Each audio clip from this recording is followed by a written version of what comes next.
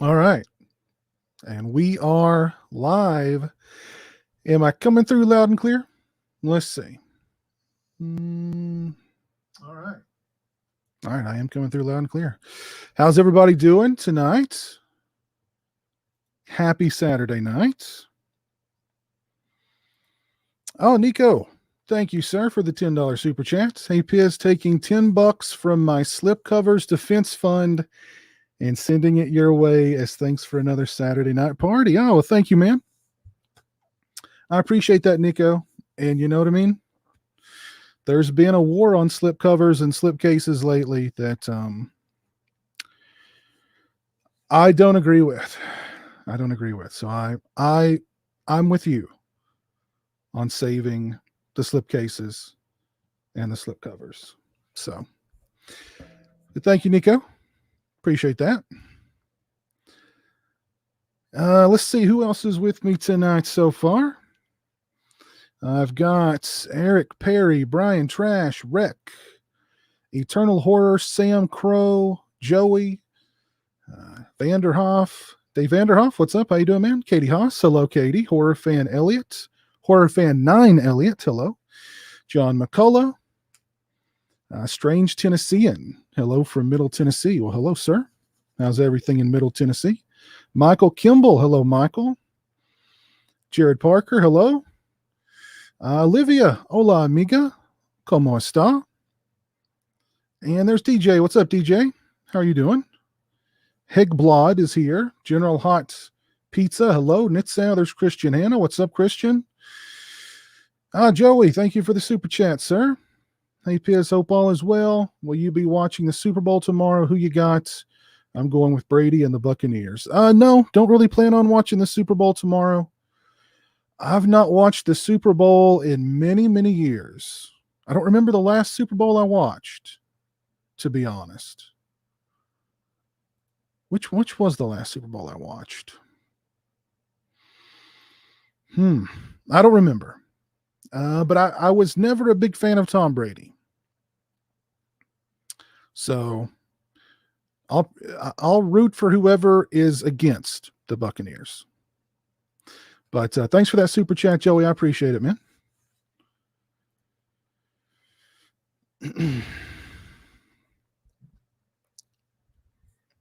Hey, Jamie, how's it going?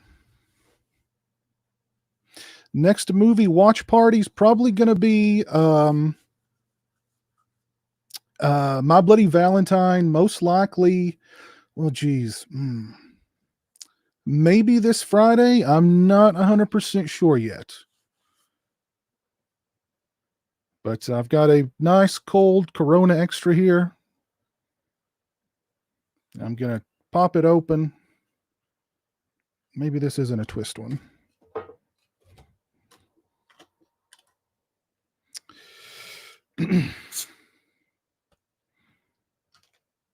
Cheers to you all.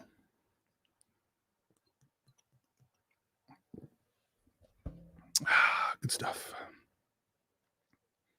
Horror fan Elliot, I reviewed Edge of the Axe last year. If you'll search pizowell Edge of the Axe, it'll pop right up.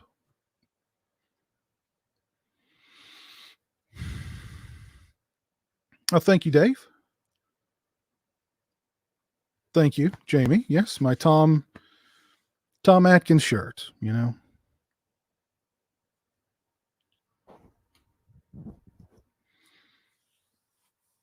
I want you to first raise your shirt, then slowly purse your lips and lick around the ice cube before rubbing it. Yeah, you're on the wrong live stream, Jan, man. You're in the wrong live stream. But I thought we could have some fun tonight, talking about movies, talking about some stuff. Always lots to talk about. I figured we could read some excerpts from the novelization of Jaws the Revenge. You know this is going to be good. You know this is going to be good. The fact that there was a novelization of Jaws the Revenge and that it's this thick is pretty shocking. But yeah. One thing I do want to mention to everybody, I got my hands on these the other day. These are the despecialized Blu-rays for the original Star Wars series. These are the Harmies despecialized versions. These Blu-rays contain the films as they were first screened in theaters. Long before George Lucas started messing around with them. These are the editions of Star Wars to own. These are in HD quality. There's animated menus. There's lots of extras and stuff. These are really cool. So I'll post a link. If you guys are interested in picking these up, you can pick them up on eBay. Let me grab the link here for you directly to the ones that I purchased. I'll post that here in the chat. All right, there you go. That link is now in the chat. Now, is this legal? No. No. Now, I don't advocate piracy, but I do advocate giving the fans what they want. And we have wanted the despecialized original series for years. But unfortunately, it seems like when it comes to Star Wars, the fans are not a priority. But these are, if you want the despecialized Star Wars series, that's the link in the chat. At least the good Star Wars movies. That link's in the chat.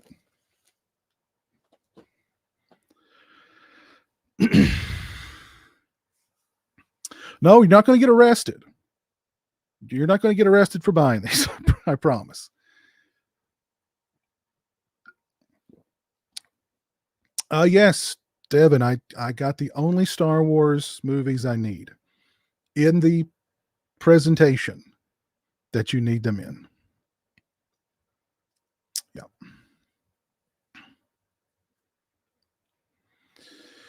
Let's see. What have I missed in the chat? I went on a rant there.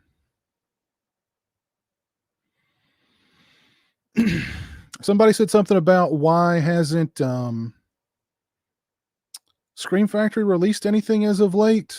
I don't know. That's a good question. I don't know. Maybe they've ran out of titles. Here we go. Scatterbrain. Why has Scream Factory been so quiet with releases as of late? Very good question.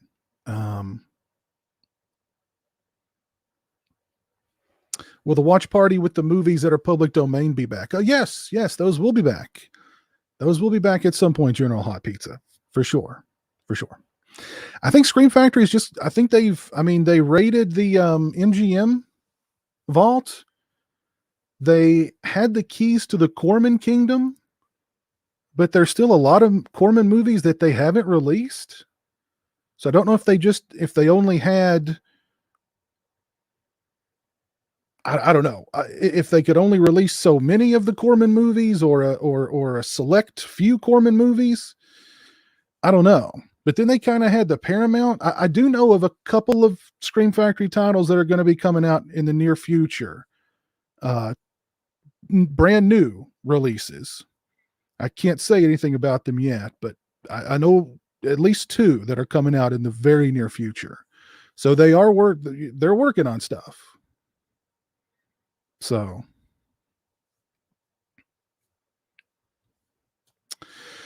yes, I did hear about Dustin Diamond passing away. Yeah, very sad. He's only 44 years old. And man, it got him quick. Hey Jason, how's it going? Marbsy, hello. Jason, I made you spend $45 with my Star Wars post. That was money well invested, though.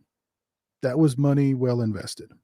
What does vinegar syndrome mean? It is a film. After so long, it develops something called vinegar syndrome.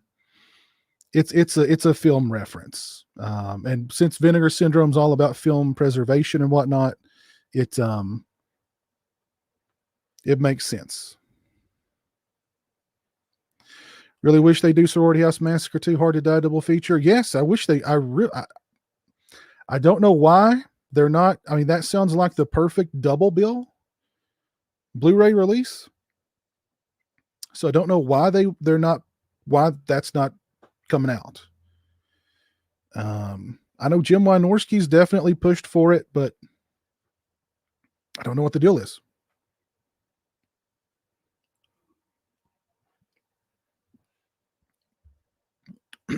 I mean, a double bill Blu-ray release of those two movies sounds like a no-brainer, but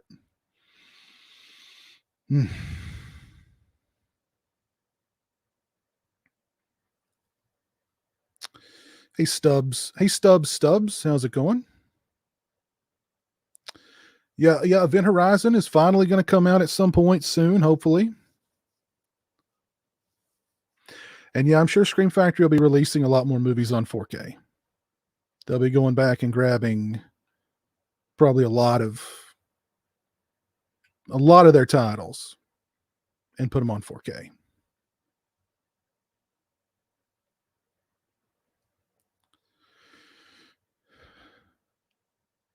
Hey, Retro Cac, what's up, man? How's it going?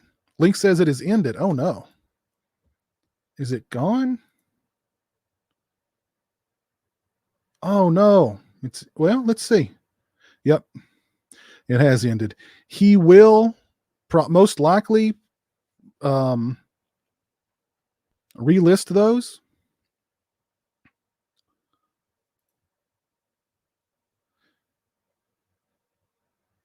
He will most likely. I'm sure they'll.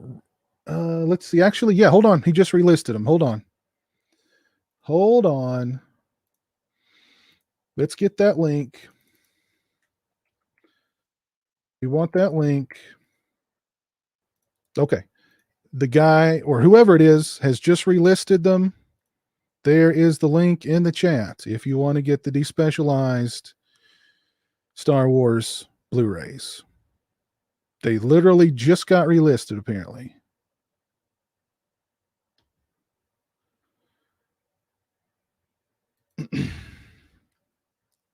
Canadian Crypt, hello. Retro Cac. Gibbs, how's it going, man? Hope you're doing well. Unicorn Thug, hello.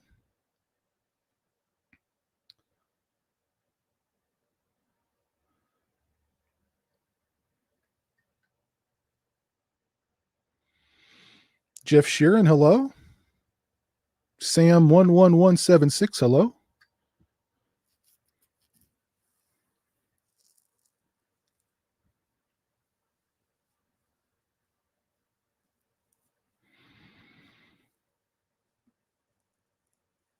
Piz Arrow is doing a Rolls Royce set for Demons and Demons 2, but only Region B.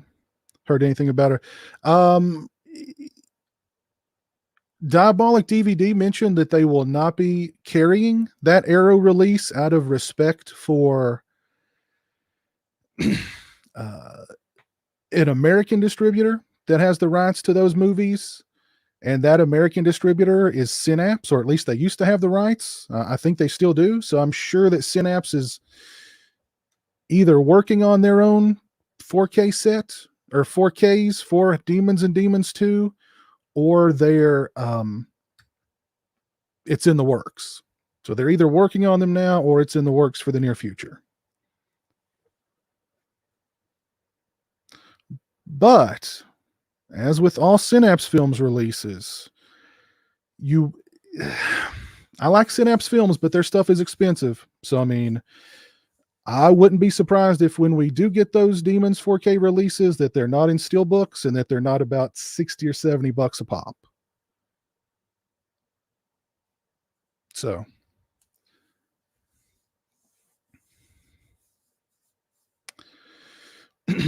Ari, thank you for the $5 super sticker.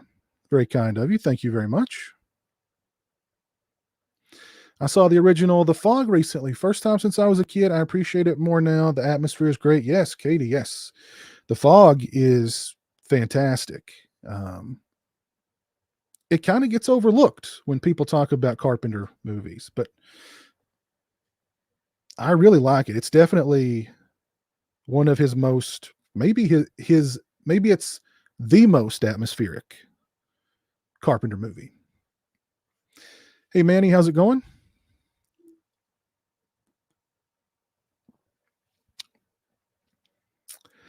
Christian, you ordered the new, cheaper Dawn of the Dead second sight release. Oh, cool. Very cool. Hey, PJ's Classic Trance Channel. How you doing?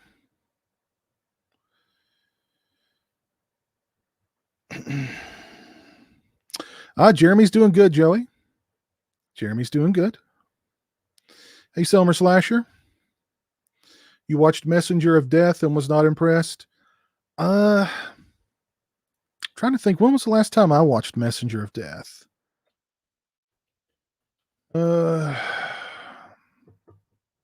It's been a while since I know I've seen Messenger of Death, but I don't really remember that much about it. I think it's been a while. So,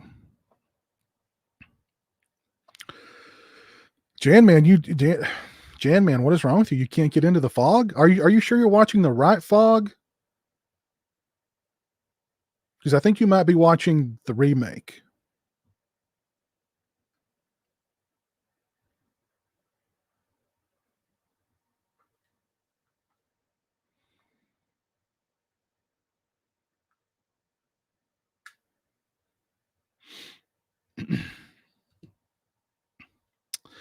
Any Cobra Kai fans out there? I finally got around to watching season 2 of Cobra Kai. I really liked it.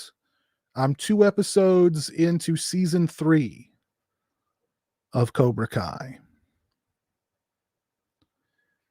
And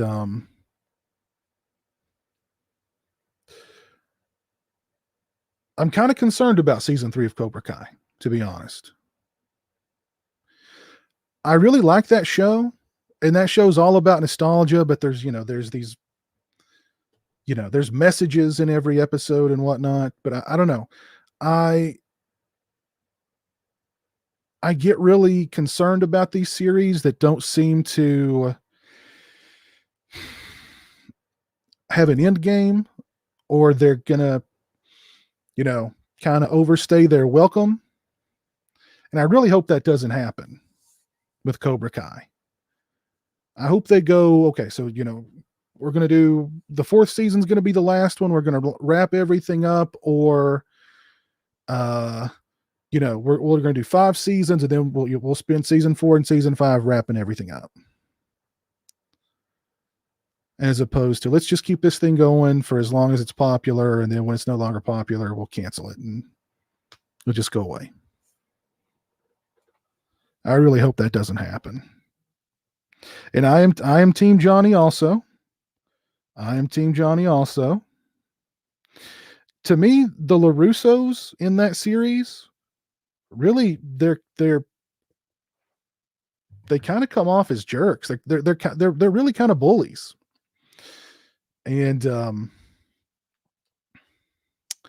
but it's getting really repetitive with Johnny, where every time Johnny stumbles, it's like, okay, back to the bottle. It's like, every roadblock in his life, he's back to the bottle, and we get that kind of, I don't know.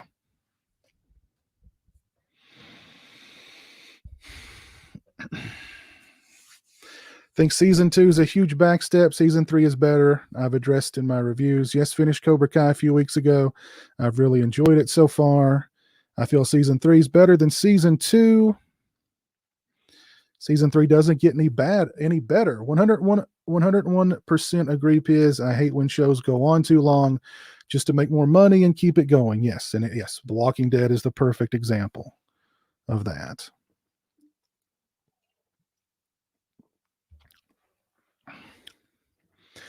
Plenty of 80s music left for many seasons. That's true. They should have, like, each season should have like a theme. Like, one season it's Poison, all Poison. Then the next season is Def Leppard, all Def Leppard, or like or like the episodes should have a musical theme. Like one episode is, you know what I mean, Guns N' Roses. Then the next episode is uh Warrant or something. I don't know. Good music though. Gotta love the music. It's nostalgia, but I don't know. Nostalgia.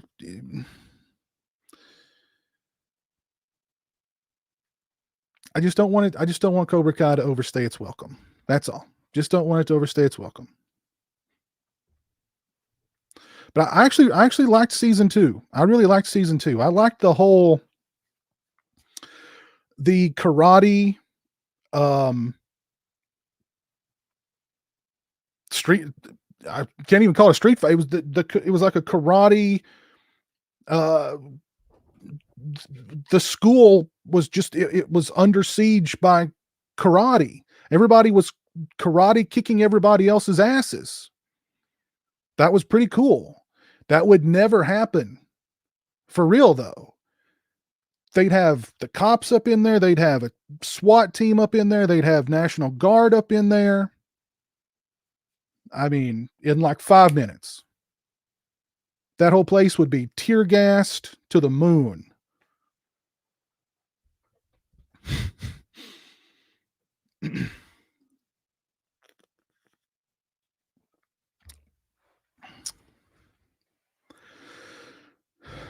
Hey, Jeff, how's it going, man?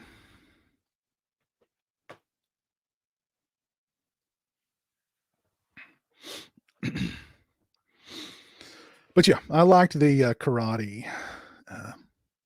Just everybody karateing each other in the school. That was fun.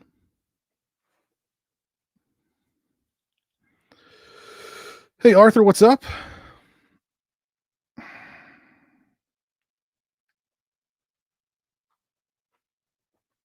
Is there a Tom Atkins movie where he doesn't immediately get a woman in bed with him within the first 30 minutes?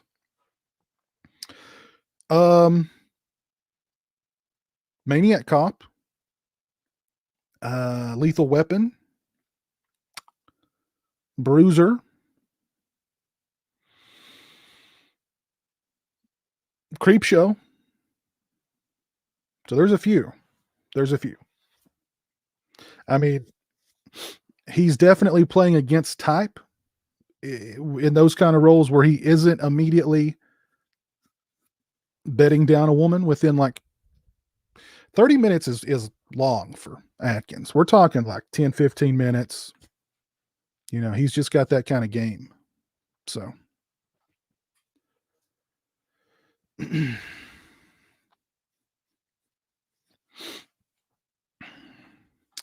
hi, Tennessee Tammy. How are you?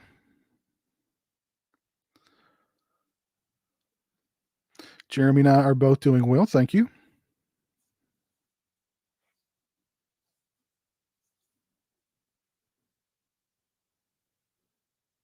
Oh yeah, that's right. I forgot Atkins was in striking distance. Yeah, I forgot about that. That's true. Arthur on the Rocks. How's it going? Yeah, I'll check out the Snyder cut of Justice League whenever it comes out. I'm kind of more excited to see his zombie movie whenever that comes on Netflix.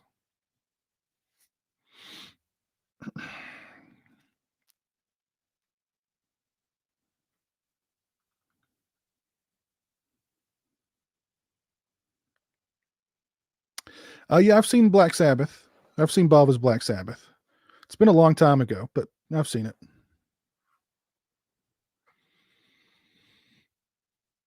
Just watched The Last American Virgin for the first time. That ending is soul crushing. Yeah. Well, did you see the episode of Region Free where we were talking to Diane Franklin about The Last American Virgin and Terror Vision and Bill and Ted's Excellent Adventure and all that stuff? That was a really cool episode, and Diane Franklin was awesome. What's Region Free, you ask?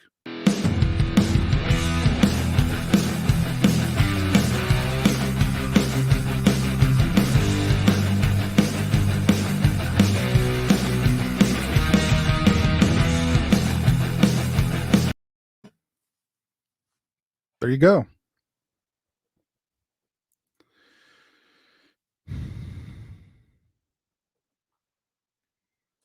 If you guys haven't subscribed to the Region Free YouTube channel, let me drop that link in the chat.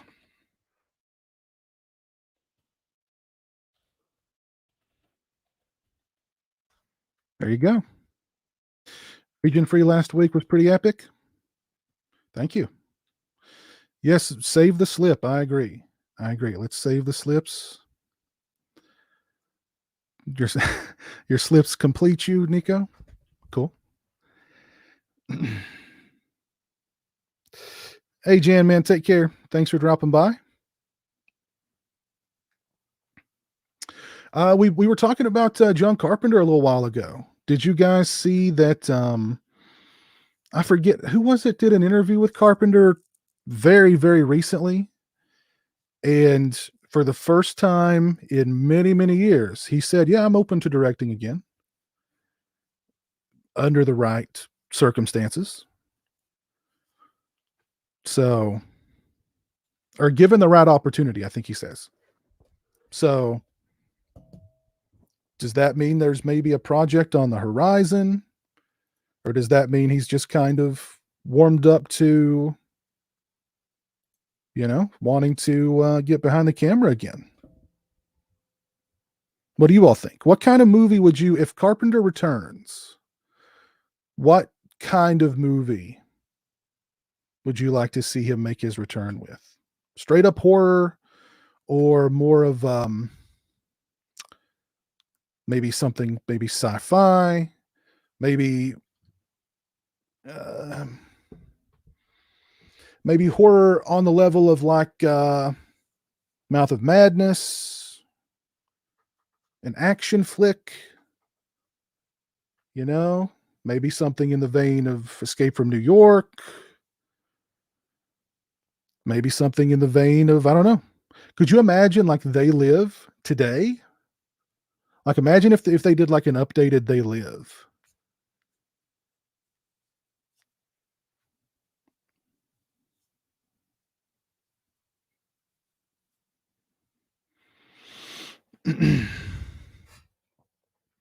Christine 2. Oh, Lost Themes came out today. Okay. I didn't know that. That's cool.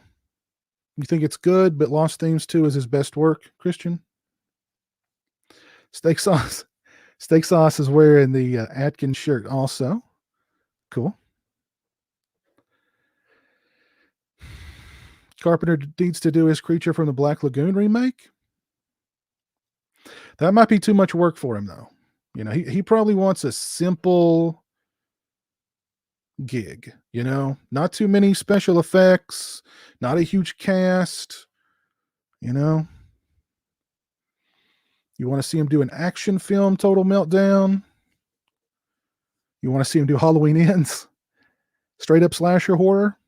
Something in the realm of They Live 2, The Fog.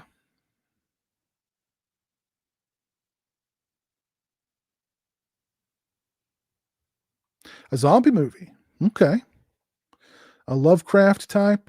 A Lovecraft type like Mouth of Madness, but in the vein of They Live. Nice. A creature feature. Oh, well, thank you, Jeff. You got the Vampires Everywhere shirt out of my TeePublic store. Cool. Thanks, man.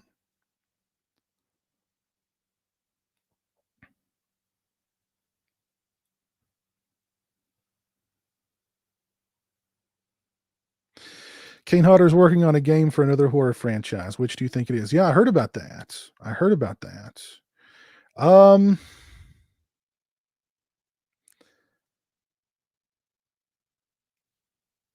It's got to be Halloween, right?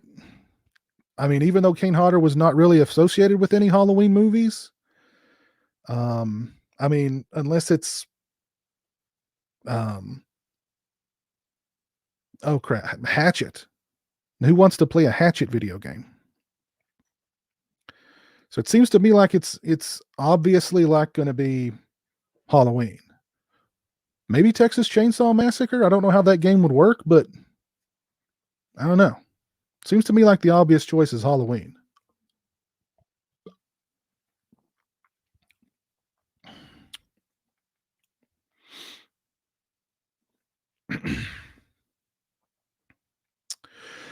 I wasn't a big fan of The Dead Don't Die. It was exactly what I expected out of a Jim Jarmusch zombie movie, but it kind of, I don't know what Jarmusch was trying to say about zombie movies and about people who like to watch zombie movies. So, I don't know.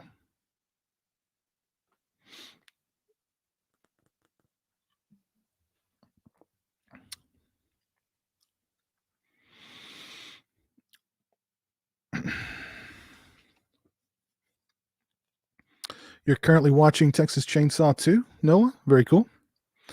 Yeah, drinking a Corona. Yes, drinking a Corona Extra tonight.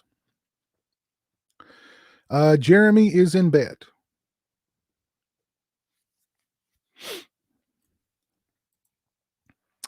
I like Ghost Dog a lot too. Stubbs. I think that's probably one of my favorite Jarmusch movies.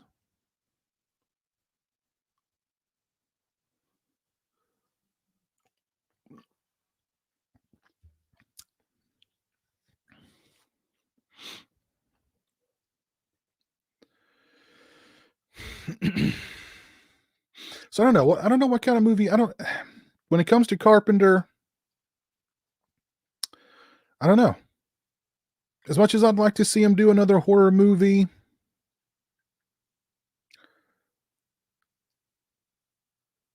I think he'd probably want to go and do something more along the lines of an action flick, maybe. I don't know. Or a video game adaptation. He loves his video games. I don't know. We'll see. We'll see.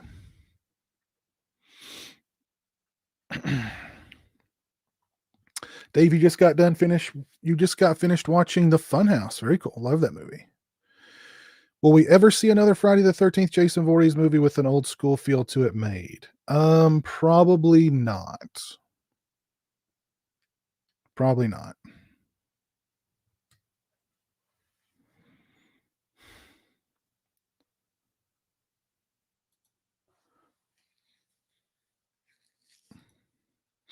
Jim Jarmusch belonged to a group of guys who called themselves the Sons of Lee Marvin.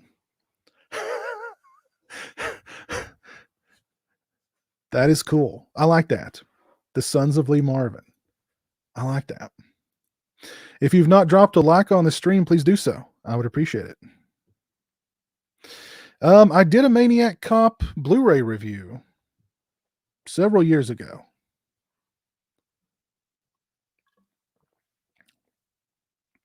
Oh, I agree, Christian. Yes, it does need to be. If Carpenter does come back, he does need to make a movie with Kurt Russell. I think that would be cool. That'd be very cool.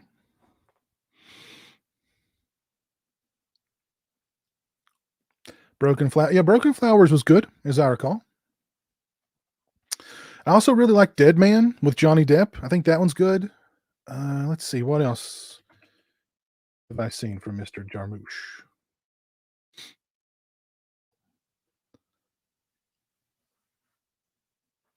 I really wanted to see Paterson. I've not had a chance to watch it, but I still want to check that out.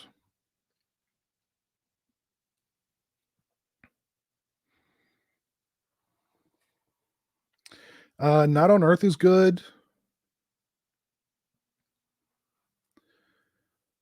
Yeah, Broken Flowers is good. Ghost Dog, I love. I don't know. I don't think I've seen Down by Law or Mystery Train though.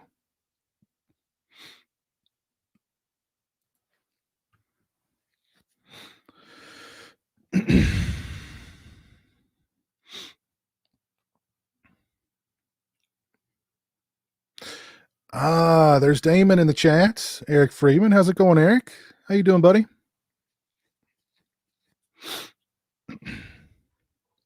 Hope you're doing well.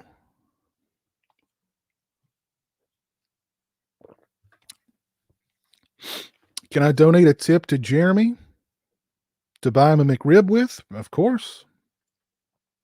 Feel free.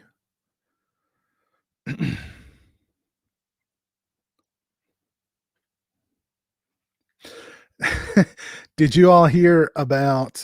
We've got 2 new Dracula movies in the works.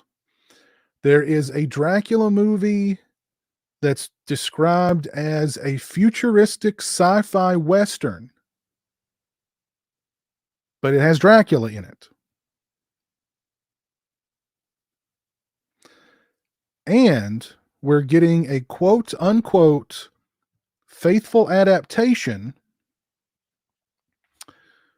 of Bram Stoker's novel from Blumhouse.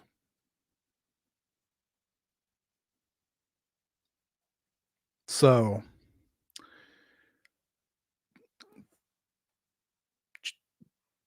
Dracula's got to be spinning in his coffin. Just let the poor guy rest.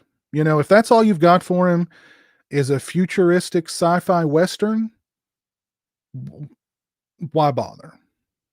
Why bother? And I mean, if it's Blumhouse, you know it's going to be Wokula. I mean, come on. You know it's going to be Wokula. Hey, Killer Cutie, how are you? Hope you're doing well.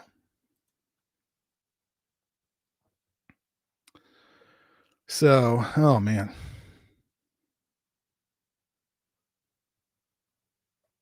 A futuristic sci-fi western with Dracula sounds like they just threw Dracula in for name recognition.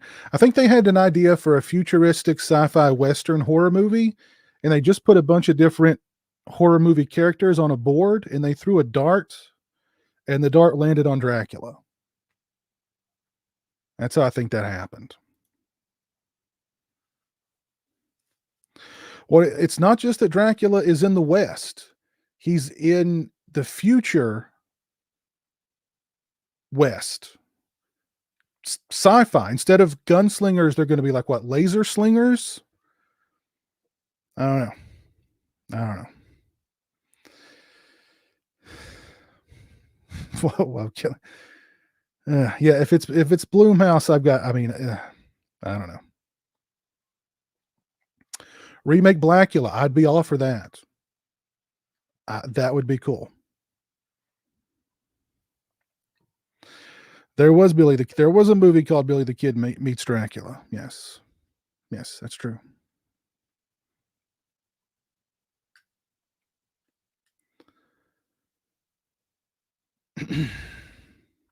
Favorite Dracula film is probably Bram Stoker's Dracula. That'd be my favorite.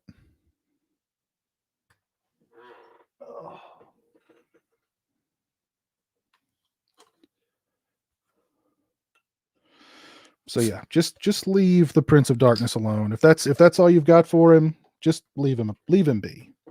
Don't drag his name through the mud any more than it already has been.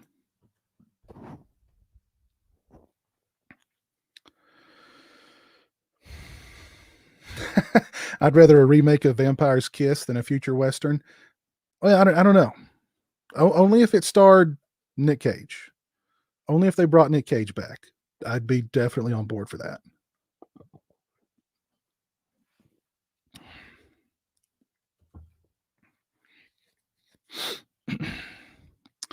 The new Invisible Man was pretty good, I thought. There were some big lapses in logic in that movie. But other than that, it was good. It was good. I'm sorry, guys. I've got like a hair or something tickling my nose. I can't quite get rid of it.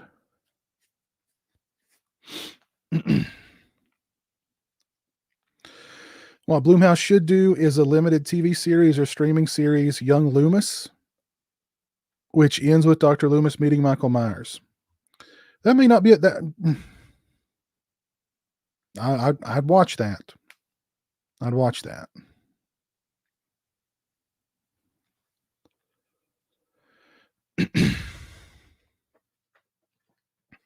We need a widescreen version of Evil Laugh on Blu-ray. I'd buy it. I would buy it. What do I think of Sinister and Sinister 2? I liked Sinister. And Sinister 2 was just bad. Yeah. Sinister was good. Sinister 2, bad. Very bad.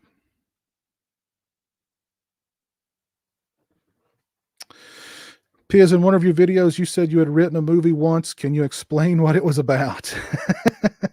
Oh, God. Okay, so years and years ago, I became friends with a independent filmmaker, and we were around the same age, and we had a lot of the same tastes in movies, particularly 80s slasher movies. And one time he said, I'd love to make an 80s style slasher movie. And I said, I'm going to write it for you. So over the course of a weekend, I pounded out a screenplay called Reunion about a group of friends who go on an impromptu 10-year high school reunion at a cabin in the middle of the woods, of course. And one of them is a killer and starts picking off the others. So I threw in there as much of all of my favorite 80s slasher movie cliches and tropes and, two characters, of course, like, hey, we're going to go out in the woods and we're going to hang out in the woods. So they go out in the woods and they start doing it and they get off. And there's the old guy at like the gas station who goes, y'all better not be messing around in those woods. Just all that. And many, many years later, the guy got in touch with me and said, hey, remember that movie you wrote? We're going to start making it. And he changed it a lot. The movie that was made, they basically took the premise of what I wrote and then just did their own thing with it. So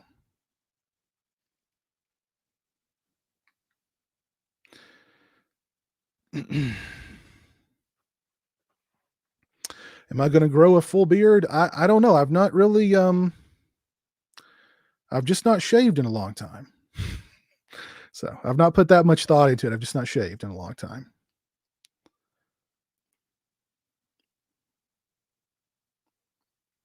Yeah, I got credited with like a story by credit or something like that.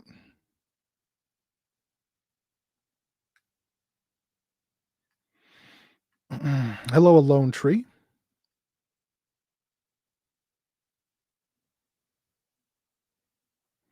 Yeah, they gave me a story by credit, is what they gave me.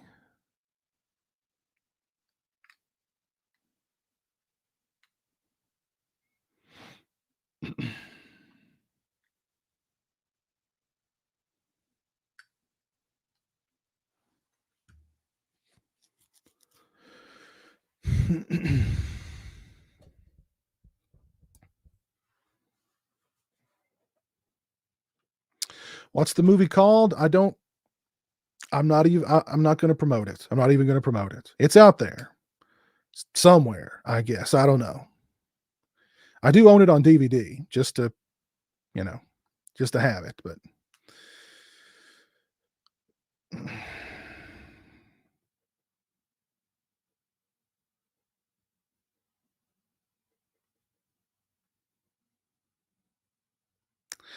a horror movie that stuck with me for a while after I watched it. Actually, I rewatched this movie just the other day, The Blackcoat's Daughter.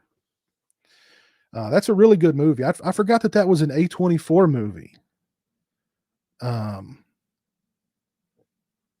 I watched that movie years and years ago when it was called February. And I remember liking it for the most part, but feeling kind of mixed about it. But it was the kind of movie that kind of stuck with me. And I kept wanting to rewatch it, but putting it off. And then the other day I was just like, I'm just going to watch this thing. So I watched it and I really, really liked it the second time around. It's a great movie. If you've not seen The Black Coat's Daughter, I very much recommend it.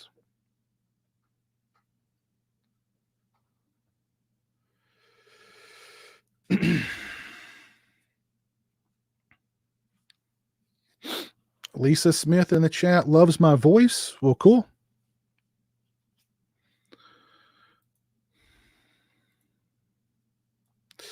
The Taking of Deborah Logan gave me the heebie-jeebies for a long time. Yeah, that's a good movie. Yeah. The Taking of Deborah Logan is very good. Very good. I don't hear a lot of people talking about that movie, but it definitely deserves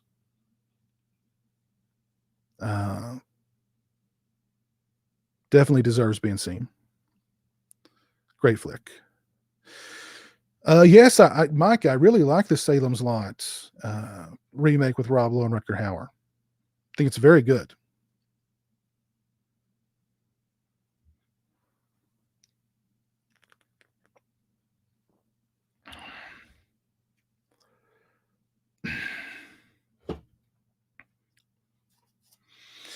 No, it's not called You're All Doomed.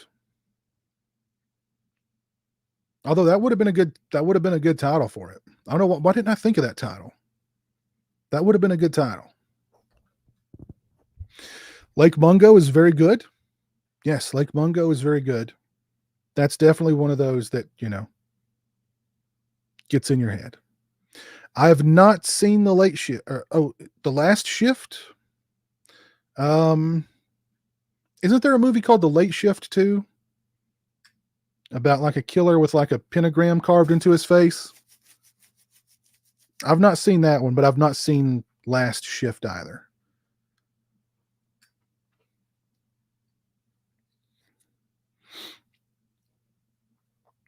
Would Tom Atkins been the star of my movie?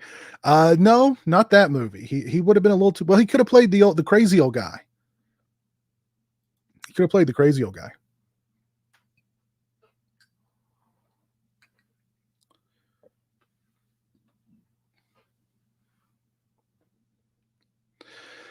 My favorite movie would be Maniac Cop 1 and 2. Don't like 3. Yeah, I don't remember much about 3, but part 1 and part 2 are good. Actually, I need to rewatch part 2. I've not seen Maniac Cop 2 in years. Hey, Sting of the Scorpion, what's up? How are you doing?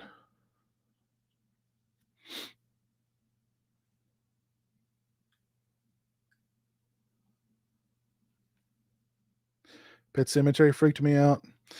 Pet Sematary freaked out everybody.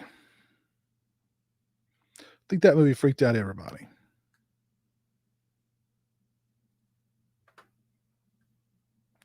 I'm writing a script that is a Jason sequel, not fan movie that you're trying to sell. Oh, well, good luck. Good luck with that.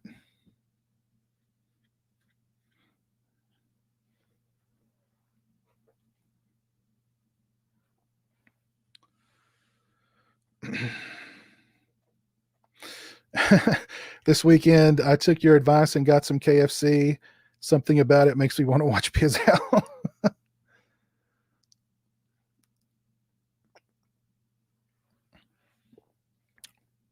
KFC's good stuff. Jeremy loves his KFC. That's for sure.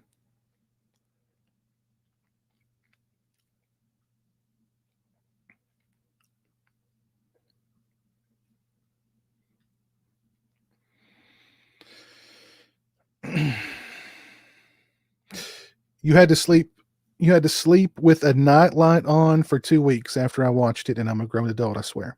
Was that Lake Mungo you're talking about, Katie?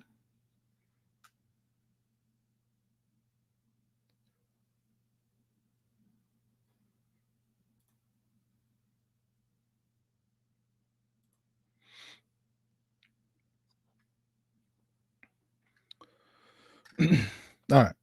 Let's read an excerpt from the novelization of Jaws: The Revenge. Yes. Jaws: The Revenge. There was a novelization for Jaws: The Revenge, and it's that thick. In this novelization, we learn that the shark is being controlled by a voodoo priest that the Michael character has made enemies of. So the shark in Jaws the Revenge is also a victim. Okay. Also, Hoagie, Michael Caine's character in the novelization, is also a drug smuggler. I'm serious. I'm serious. So the shark is also a victim. Here we go. Chapter 1, Jaws the Revenge. Random impulses had lured the great white shark to warmer, shallow water from his feeding grounds off Montauk Point, as man himself was sometimes tempted to the sea.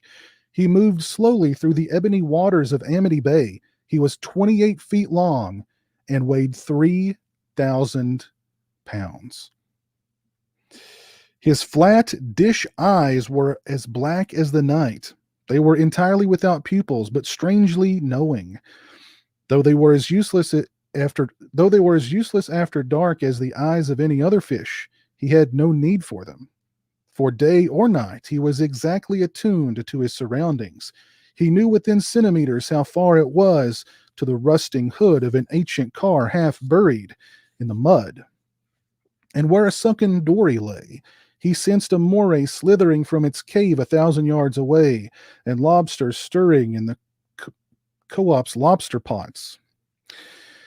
All of this he knew from receptors refined from 300 million years of evolution. Though his kind had diminished in size, his ancestor, Megalodon, had jaws wide enough to swallow a modern cow. Its senses had only improved. A female fur seal circled the Amity outer bell buoy, evaluating it as a haven. That's weird. She was en route with her little one from her Arctic rookery to her winter fishing grounds off Sandy Hook. Now, for reasons she could not understand, she was uneasy.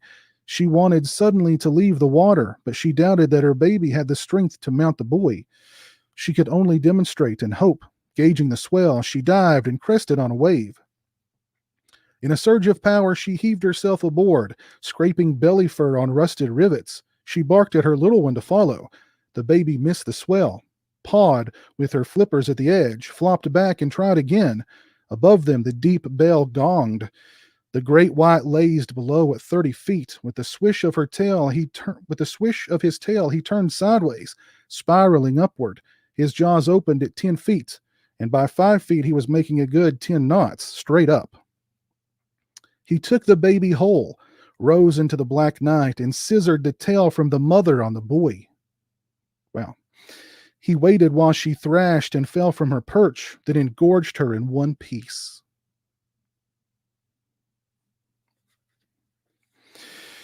Because he was so heavy and because his kind had no air bladder like other fish, he would sink to the bottom if he ever stopped swimming. There he would drown when the water stopped flowing past his gills. He was doomed to a life of restless motion, like a bird with no place to alight. Hearing a piling bumping against a channel buoy, he turned toward the lights of the harbor and swam in. Just a taste of the Jaws 4 novelization. We'll get into some meatier stuff here momentarily. All right, Selmer Slasher, take care, man. Thanks for hanging out.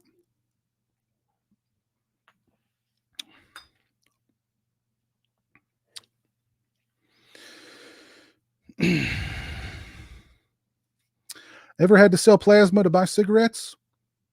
No, never had to do that. There's Jamie Blanks in the chat. Jamie, how you doing? Love the shirt. Thank you. Thank you. We were just talking about The Fog a little while ago and how great that movie is. I know that's is that your favorite Carpenter movie or just one of your favorite horror movies, period?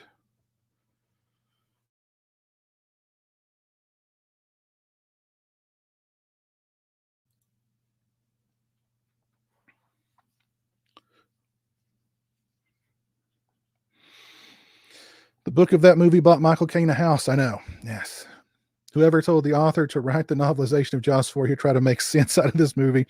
No, actually, he had the original screenplay to work with. And in the original screenplay, there was lots of stuff that didn't make the final movie.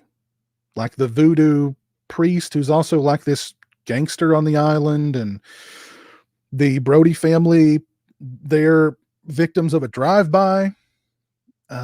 In the original screenplay, Hoagie is a drug smuggler. In the original screenplay, the shark is controlled by the voodoo priest, and there's chapters in this book from the shark's point of view in which the shark is conscious of the fact that he is doing things not of his own free will. There's another scene, as I recall, where the voodoo priest puts a spell on the daughter and forces her to sleepwalk in the middle of the night, and she's sleepwalking out into the ocean, and the shark is out there swimming back and forth waiting on her to eat her. But they get her in time. So it's crazy.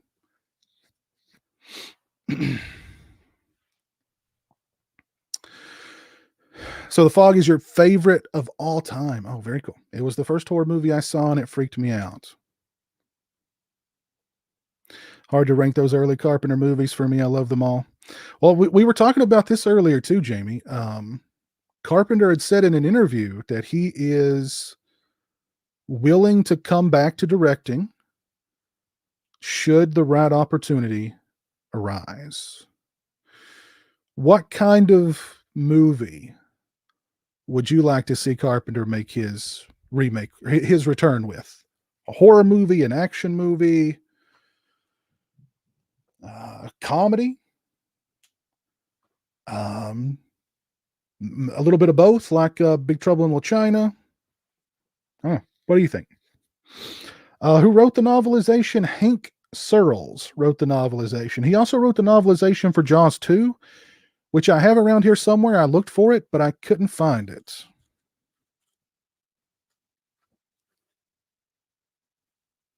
As I recall, in Jaws 2, the novelization talks about how the shark is pregnant, and the shark is like starving, and that's why she starts eating people, because they're easy prey. And then she just kind of gets, it's an easy meal. She's pregnant. She's got all these baby sharks swimming around inside of her. There's something else really cool in the Jaws 2 novelization where they talk about, the author talks about the,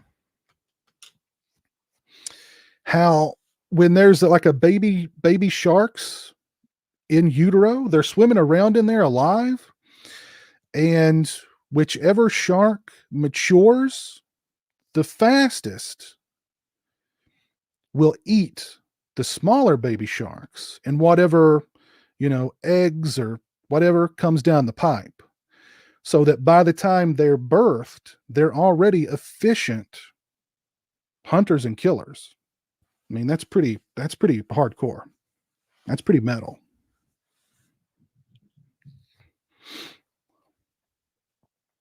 I read all those Jaws novels as they came out. I read them on the beach on holidays as a kid. Oh man, that's awesome. Well, and Jamie, I mean, you're in Great White Central down there in Australia, man.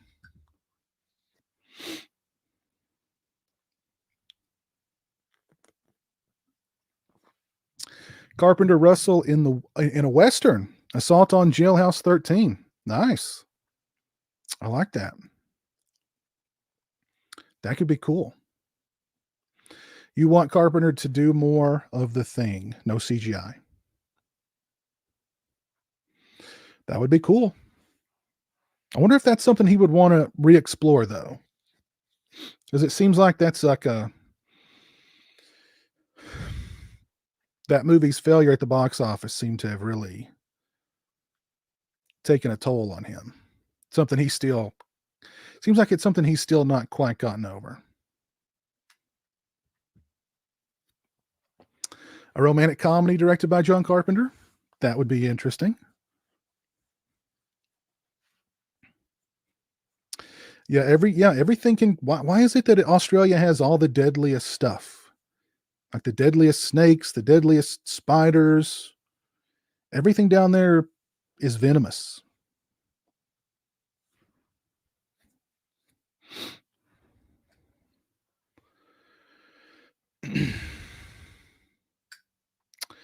Have I seen Nightmare Sisters? It sounds familiar. Hold on. With Brink Stevens and Linnea Quigley?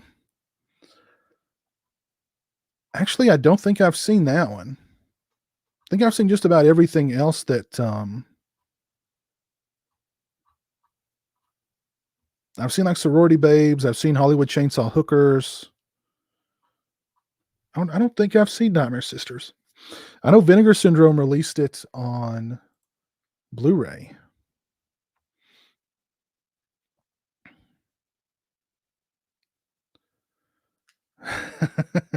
I know you got to be careful down there.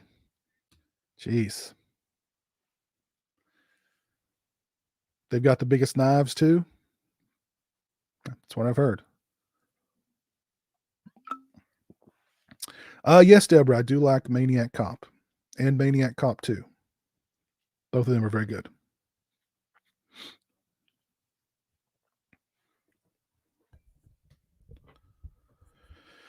The Soska Sisters. I think I've only seen a couple of Soska Sisters movies.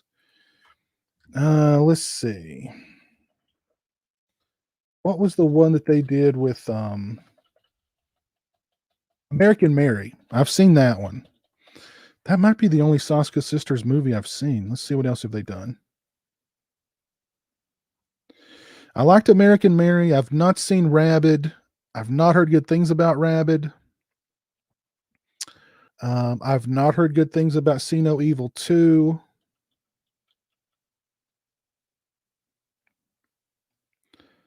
I think that's all I've seen from them.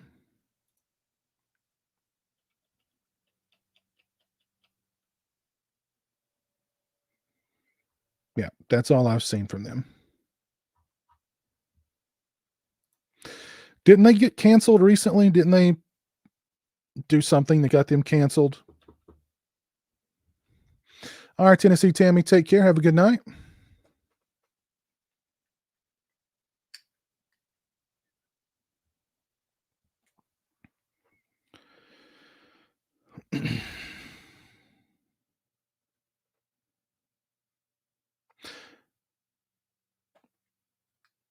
The only thing that could make tonight better would be to turn on the TV after the Piz Post and see Rhonda Shear staying up all night.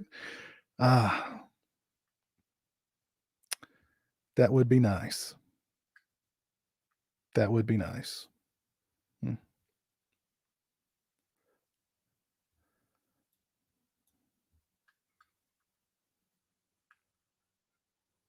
We were talking about this the other night on Region Free, or maybe we were talking about it before we went live. I don't remember, but I think it's time.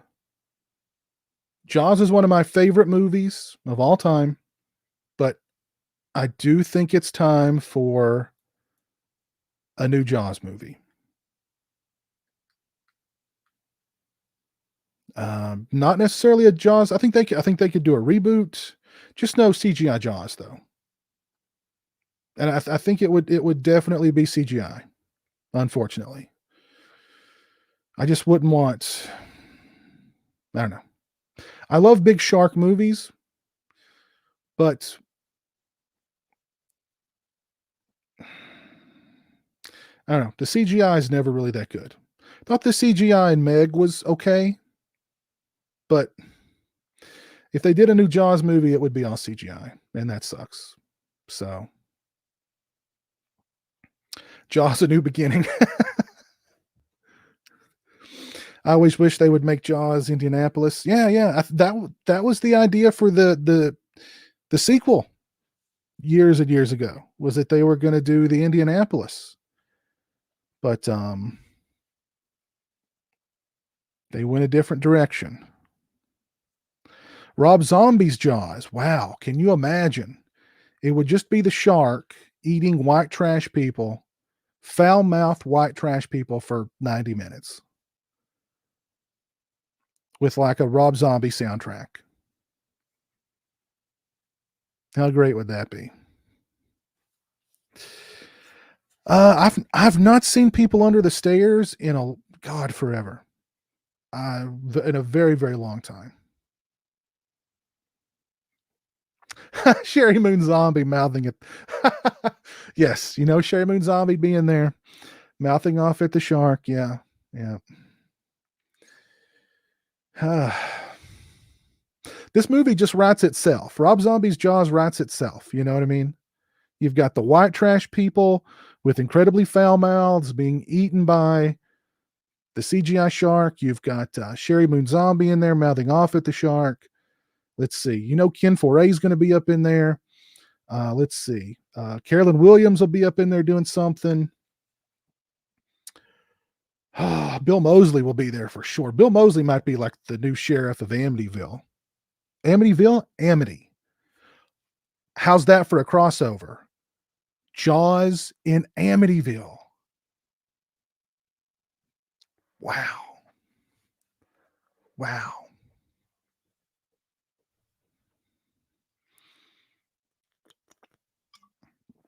Oh my God. A trailer park gets inundated by a tsunami and sharks set free.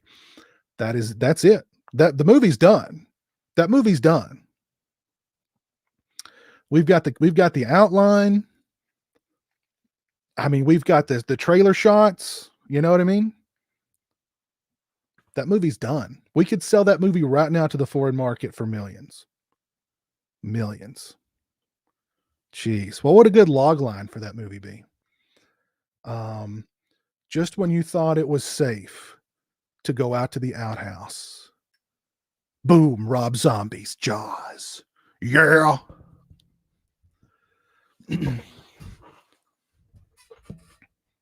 Just when you thought it was safe to cook meth in your trailer. Boom, Rob Zombie's Jaws.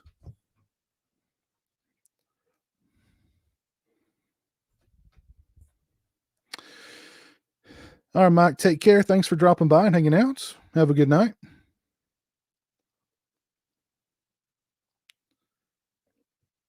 Yes, Lisa, I did like 10 to Midnight.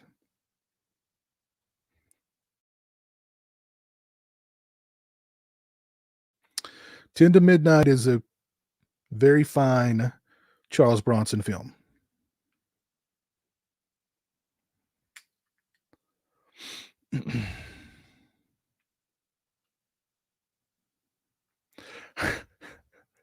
I thought the Sharknado films were Jaws canon. I don't think so. Close, but I don't think so.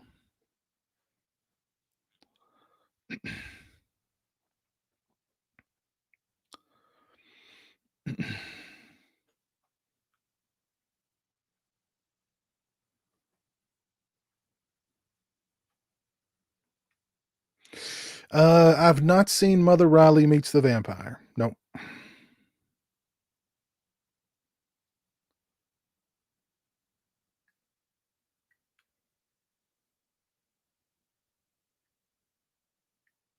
Oh God, Sherry Moon Zombie would voice the shark. Oh, we're taking it to bad levels here.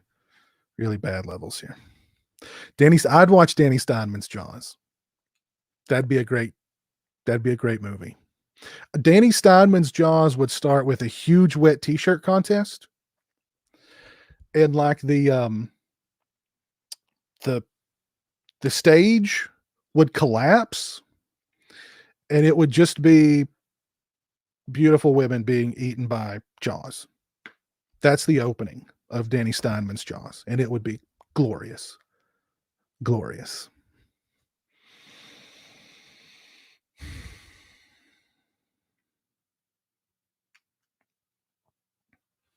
And we were talking about Lake Mungo a little earlier, Jurassic John. It messed you up for a couple weeks.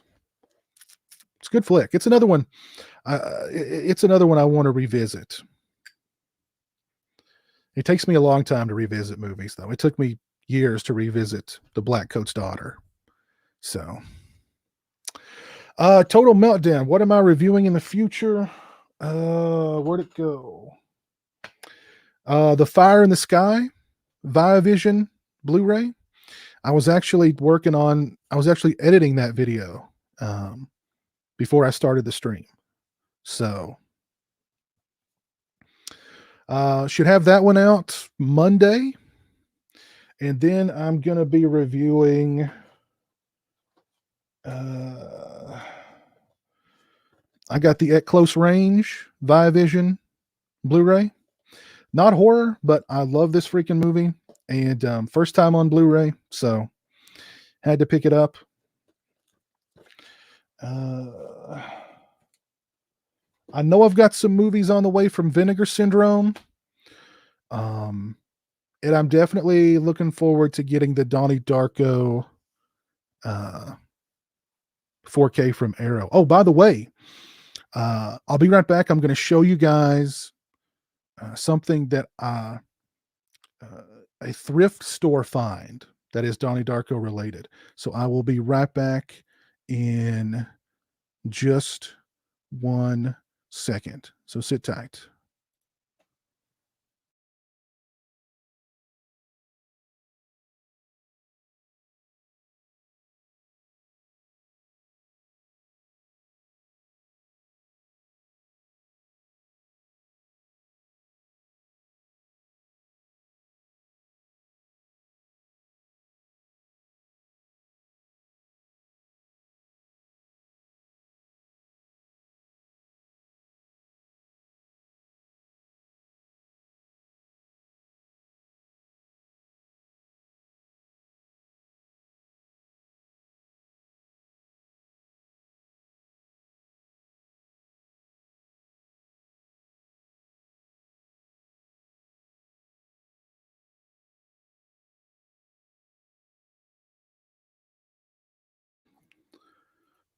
All right, sorry about that. I'm back. Oh, by the way, this is the Fire in the Sky Viavision Blu-ray that I'll be reviewing soon. Or that review will be out very soon, I should say. So this is a thrift store find. My girlfriend found this as a Valentine's gift for me. It is the 12-inch Frank the Bunny talking figure. How cool is that? Now it has been opened, and it doesn't, the batteries in it are dead, but it says a bunch of different phrases like, "Wake up, Donnie. I can do anything I want. So can you. I can show you the way. Do you believe in time travel? They're in great danger. Why are you wearing that stupid man suit? Don't worry. You got away with it." It doesn't say my favorite Frank the Bunny quote, though, which is, "God loves his children, Donnie." But this is a very cool figure. The box has seen better days, but honestly, I'm surprised it even came with the box. And again, it was at a thrift store, not like a secondhand bookstore or anything, but a thrift store.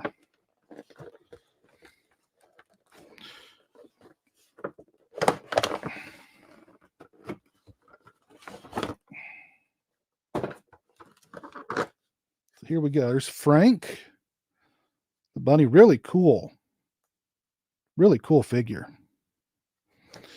And he's got Frank's, got that head after Donnie shoots Frank in the eye. Got Sparrow's, got the Sparrow letter and her mailbox and a stand here for the figure.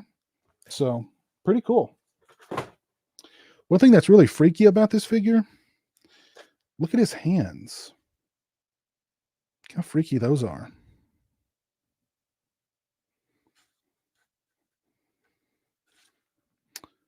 Oh, by the way, Donnie Darko's getting a, did I just mention? I think I just said that. Donnie Darko's getting a 4K release. Yeah. So I'm looking forward to seeing Donnie Darko in 4K. But yeah, here's, don't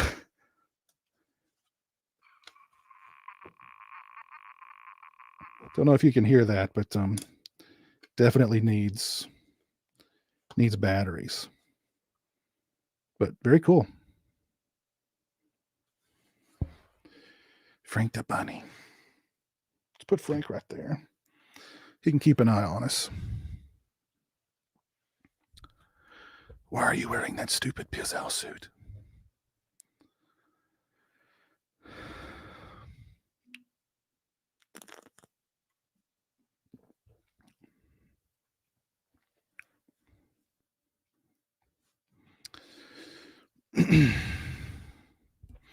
You missed the Fire in the Sky release, but you got Black Sunday, The Deep, and At Close Range. Oh, cool.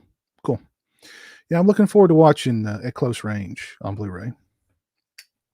Let's see, what kind of extras did that thing have? I know the Fire in the Sky one's got a lot of brand new extras. Let's see. This has got an audio commentary with James Foley from 2015, an interview with James Foley from 2018, an interview with the former reporter and author of Jailing the Johnston Gang from 2020, interview with the composer, 2020. Badlands short feature. Oh, they misspelled feature back here. Badlands short feature of key geographic locations of actual events from 2020. So this has got a few extras on it. Oh, I've not painted a mask in a very long time, so I actually started painting decided I'd start painting a mask tonight too. So got all the nastiness on it. I just got to put the chevrons on it, scratch it up a little bit more, and then it'll be done. But yeah. Oh, here. Oh, check this out.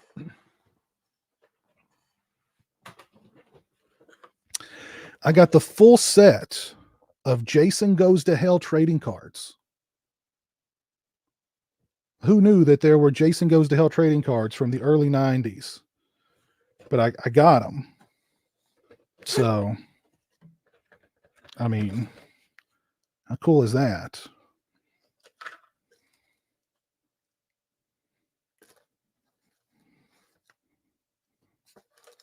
Let's find some cool cards here.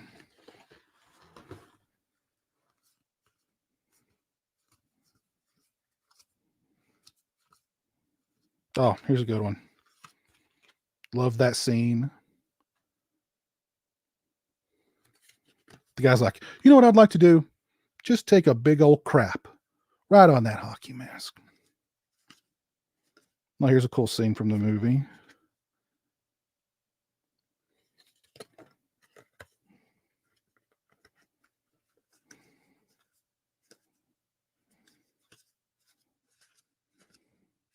Here's a good one.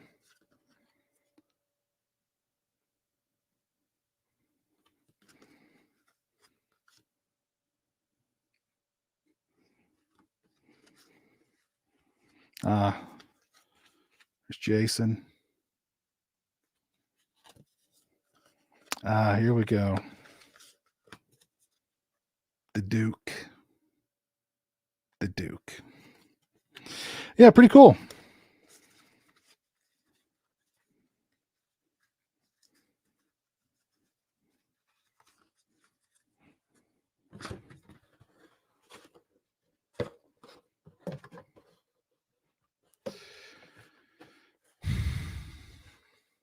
No, actually, there's a lot of cards from Jason in here, of Jason in here.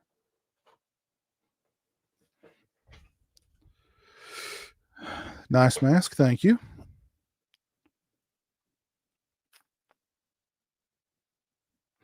Oh, you got all 3 Forgotten Gialli boxes from Vinegar Syndrome. Have you been able to watch those yet, Nico? Are those movies good?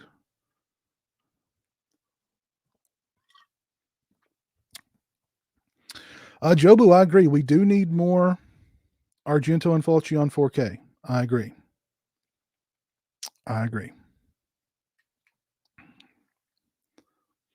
Mango size crap. Yeah, that's it. A big old mango size crap. I mean, I like Jason Goes to Hell. I think it's a fun movie.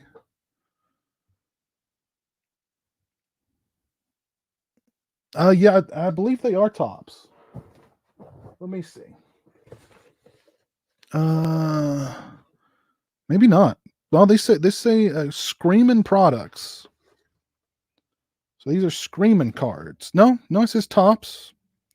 Well, Tops Comics Free Inside Limited Edition Collector's Trading Card from the Tops Comics adaptation of Jason Goes to Hell. I don't know, let's look at one of the cards themselves. What does it say? Yeah, this doesn't have the Tops logo or anything on the back of the card.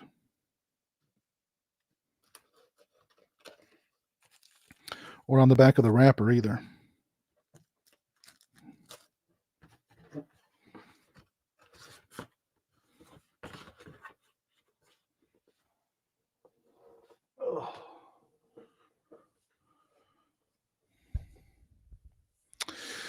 Yeah, I've done Savini Jason masks from the game. Just a couple, though.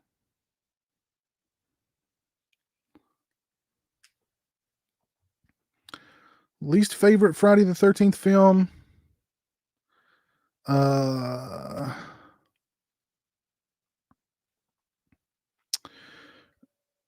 Freddy versus Jason, but I don't know. I don't even really hardly consider that one a Jason movie.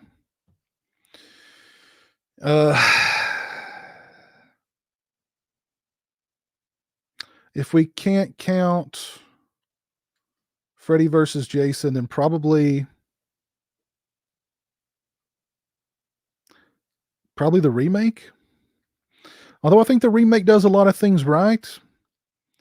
I don't know. There's just something very hollow and soulless about that movie.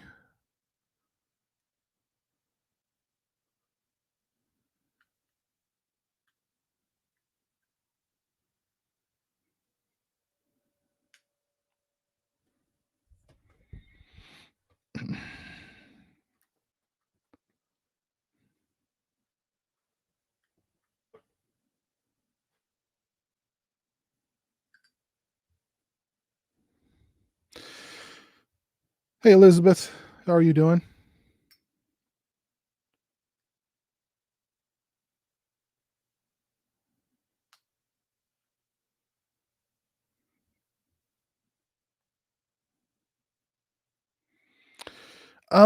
Jason X.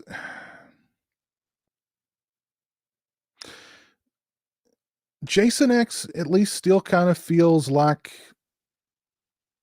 a Jason movie to me more than the remake.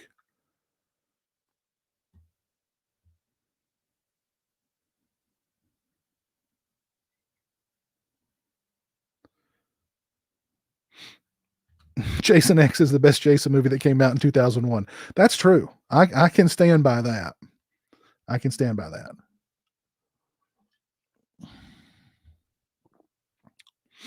Hey, Magic Sparks, how are you? I've not played the Friday the 13th game in a very, very long time.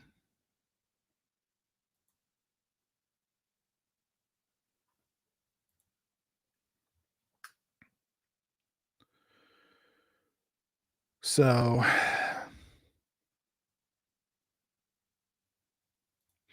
by the way, if you've not left a like on the stream, please do so. I would appreciate it. Hey, Nocturnal 91, how are you doing? Stream's going well. Hope you're doing well.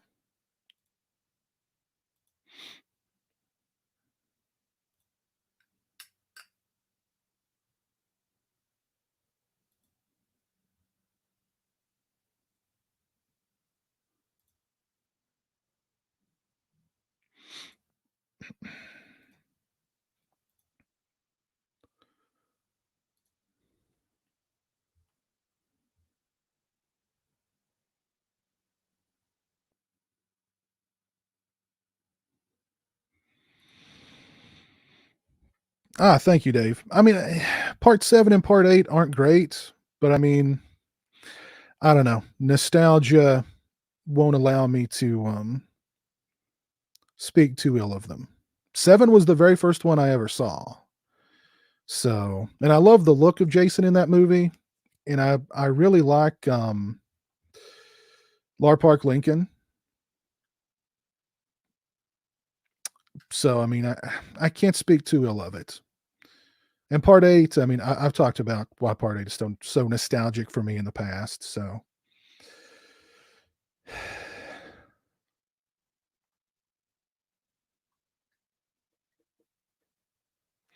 hey, Adam, thank you. Am I looking forward to the new Demon's Arrow release? I think it looks like a really good release. There's no doubt about that. I would like to get my hands on it one way or the other. Um, it just sucks that Diabolic DVD is not going to be carrying them. Are you aware of another American distributor that is going to be carrying it, or American retailer that's going to be carrying it, so that I don't have to?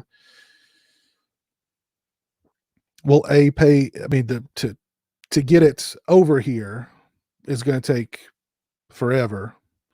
So the price to import it's not going to be that big of an issue. I don't think it's just waiting for it to get here will take forever.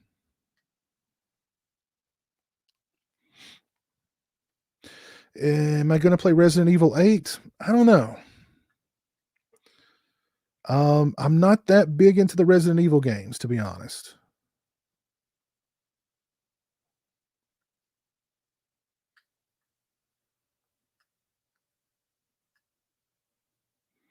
Yeah, brain damage and blood beat. Yeah. Blood beat is out there for sure. I kind of dug it though, but it's out there. Raphael, favorite horror movie character? Whew.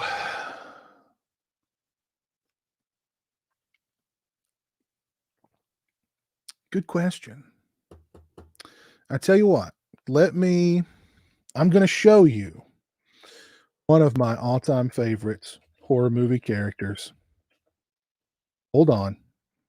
Let me get him queued up here. Hold on. All right. I'm going to get him queued up here. Here we go. I found him. One of my all time favorite horror movie characters. Here we go. Hold on.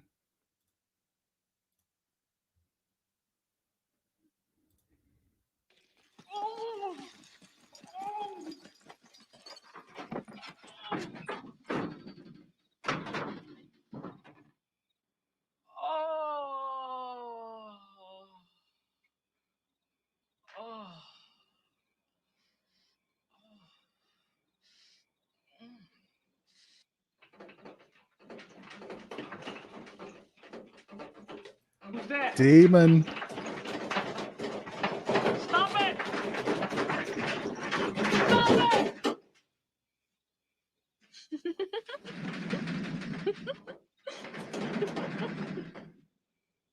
You're gonna get it, bitch.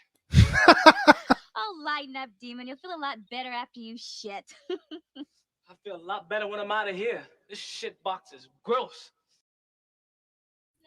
Yep. There you go. Hold on. Gotta love Demon. I mean, oh God. I don't want to get into a part 5 rant, but there's so many great characters in that movie. Oh God. So many great characters in that movie. That clip moves you every time. Nicto Bispo. Such a great film. Jamie's back. Hey Jamie. Let me find you another one of my favorites.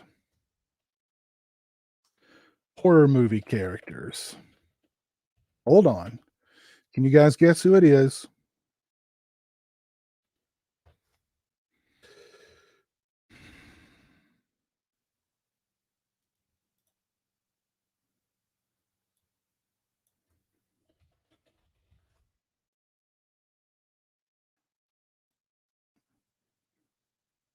Hold on.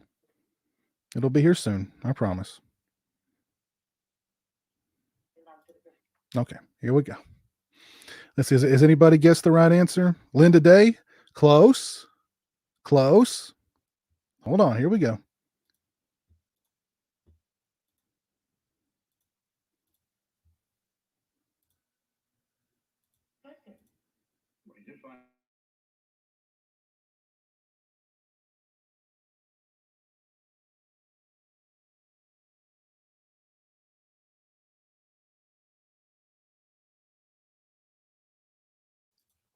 Mother, this cloth smells of death.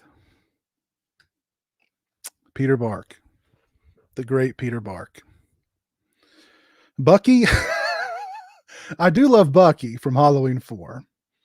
Why they've not made a Bucky doll, like a Bucky figure, NECA, Funko, somebody, Mezco, I mean, it's beyond me. He needs his own figure.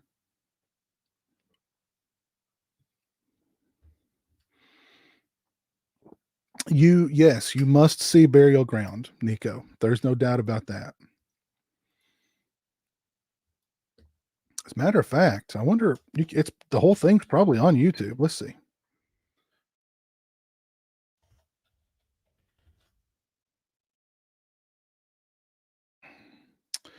Yeah, the whole thing's on YouTube. Yeah, the whole thing. Uncut, I'm sure. Yeah, it's uncut. So, not the greatest quality. Let's see, how much is the Blu-ray on Amazon? I think Synapse released that Blu-ray. Let's see. $20. No, Severin. I'm sorry. Severin released it. $20. You know, not a bad deal. Not a bad deal considering that, I mean, it's Burial Ground. It's worth it. There's the link in the direct link in the chat. Nico.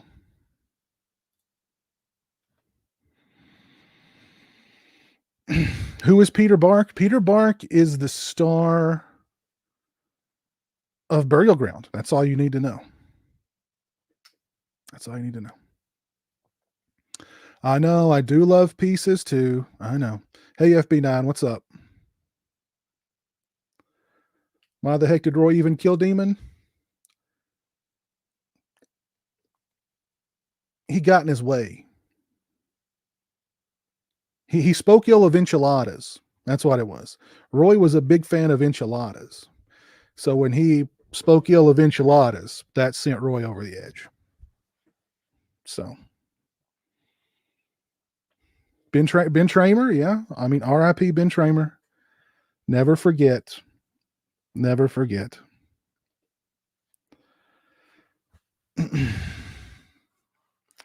John McCullough, you're watching Pieces now? Very cool. Very cool. He was jealous of Demon's voice. That's a possibility. I mean, Demon had, Demon was smooth as silk. There's no doubt about that. Hopefully, when things get back to some level of normalcy, I'll be able to meet Miguel at a convention and get him to sing Ooh Baby with me. That's on my bucket list. Pieces is a masterpiece. There's no doubt about that. That movie is so good. So good. Let's cue it up here. Oh, God, so good. Oh, man. They just don't get any better. I mean, Wampikere, I mean, between Pieces and Slugs, why people don't speak of Wampikere Simone in the same breath as John Carpenter and Wes Craven and Sam Raimi and Tobe Hooper is beyond me. But I mean, here we go. Here we go. See it? Did you see it? Yes! While we were out here fumbling with that music, the lousy bastard was in there killing her! Bastard! Bastard! Bastard! He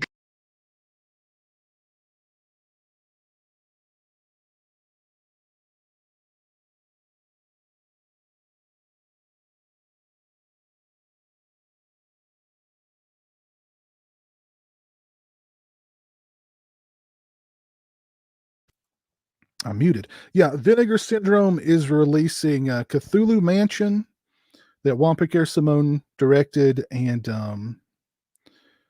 is it Satan's Blood or something like that? I think it's Satan's Blood. So I've not seen Cthulhu Mansion or Satan's Blood, so I'm definitely looking forward to those for sure.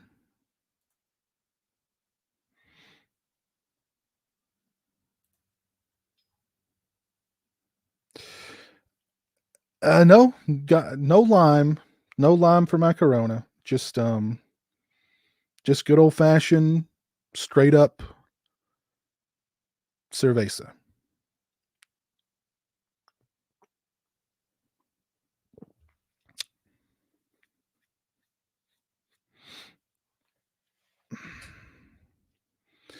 Ben Tramer. Actually, is Ben Tramer in Halloween Kills? I think he may be. Hey, Toronto Freddy, how's it going? I don't know. Let's look up the cast. I think he might be. In Halloween Kills. Jamie, what did you think of the new Halloween movie? Halloween 2018. Are you looking forward to kills and ends? So let's see here.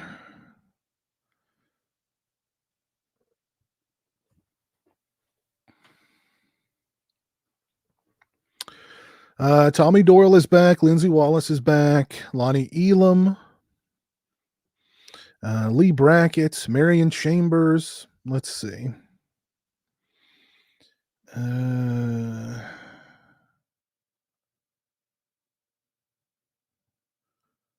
I don't see Ben Tramer's name in the credits. And I've not read the, there was a script floating around, a leaked script floating around for a while.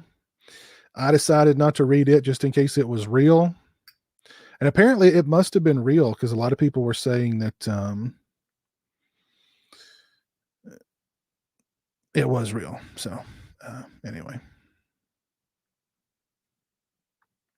I wanted to love it, was stoked after reading the reviews, and I don't love it as much as I wanted to, hoping Halloween Kills is a winner. Yeah, I'm pretty much in the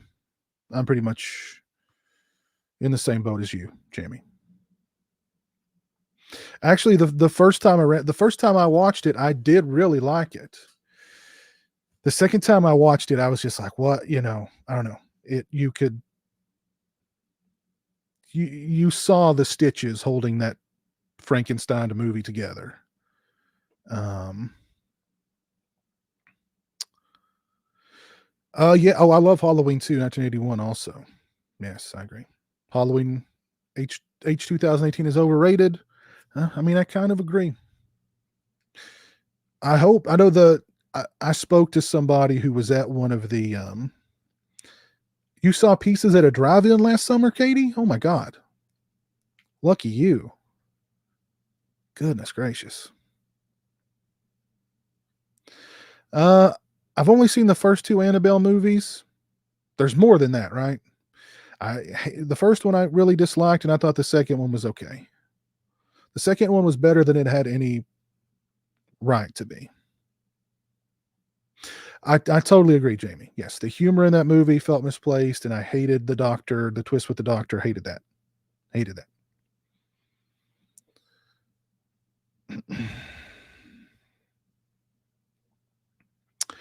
Yes, I do love Halloween 3. I do.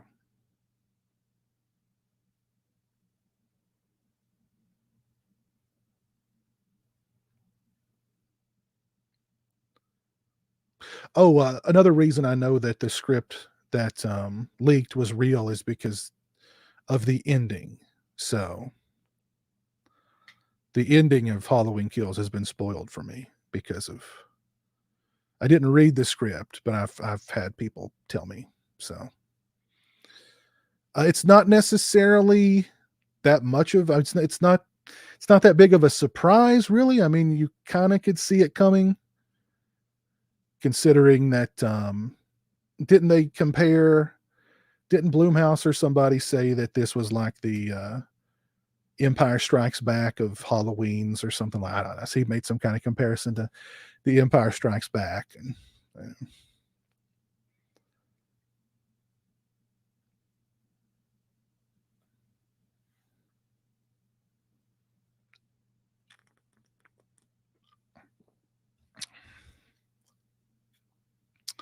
darkest Halloween film, in my opinion, probably Halloween 2. I think Halloween 2 is the darkest.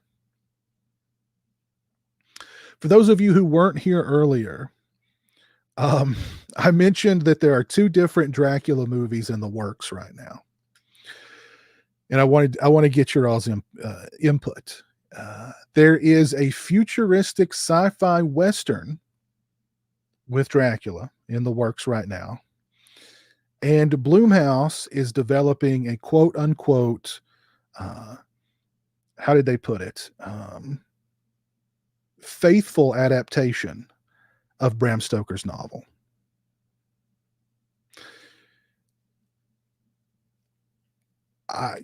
They should just leave Dracula alone. Just leave Dracula alone.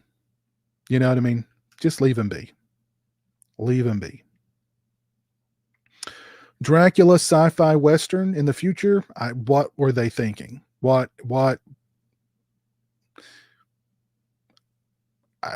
That's ridiculous. And you know, I don't know. I have very little faith in anything Blumhouse these days, unfortunately. So there's about a 99% chance that it's going to be Wokula. No doubt about it.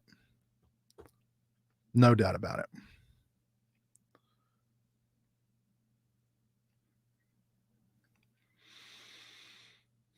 I also felt that we had the same Laurie Strode in H2O. Skipping the history from H2 was a mistake. I'm cautiously optimistic for Halloween Kills. I hope it's good. I really do. I really do. It's supposed to be super violent. I talked to somebody who he claimed to have went to the test screenings last year, and he was just raving about it. How, you know, how intense it was and how violent it was and how big the body count is, and just how great the movie was. So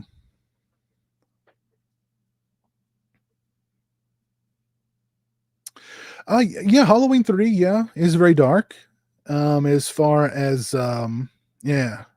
I mean, Colin Cochran wants to basically eradicate every child in the country on Halloween night, right? Like he's going to turn their heads to mush, and crickets and snakes are going to come out of there. That's pretty fiendish. Yeah.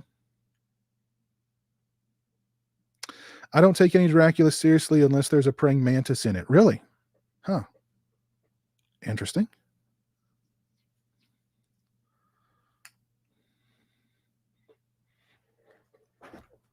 I don't want a future Drac, not another period piece Drac. Why can't it be a modern retelling? I don't know. I think they've tried that a couple of times and it just it didn't work. But I mean, what was the last good Dracula movie? I mean, it's Bram Stoker's Dracula, right? And that was 93, 4. And there's been a lot of Dracula movies since. So, I mean, I don't know, let that character rest, for God's sake. Halloween 3 is absolutely brilliant. One of Carpenter Howard's best moments. Tom Atkins and Dan O'Herlihy. Yes. Yeah. Great cast. 92. Okay. Wow.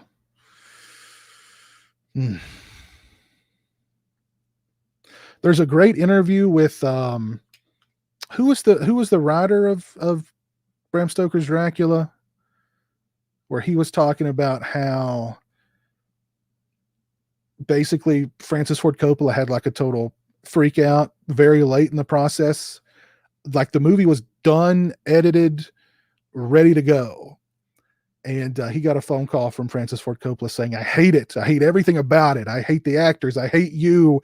I hate me. I hate it all. I hate this movie's awful. I need you here now. We've got to fix this thing. And so he went out to wherever Coppola was, I guess San Francisco, and they shot some insert stuff and they beefed up the beginning of the movie and this and that and the other, and they made it what it is. So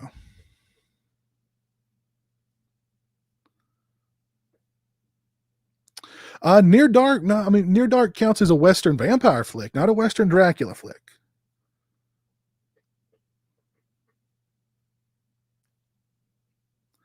Dead and Loving It was the last good Dracula movie. Oh man, it's been a long time since I've seen Dracula Dead and Loving It.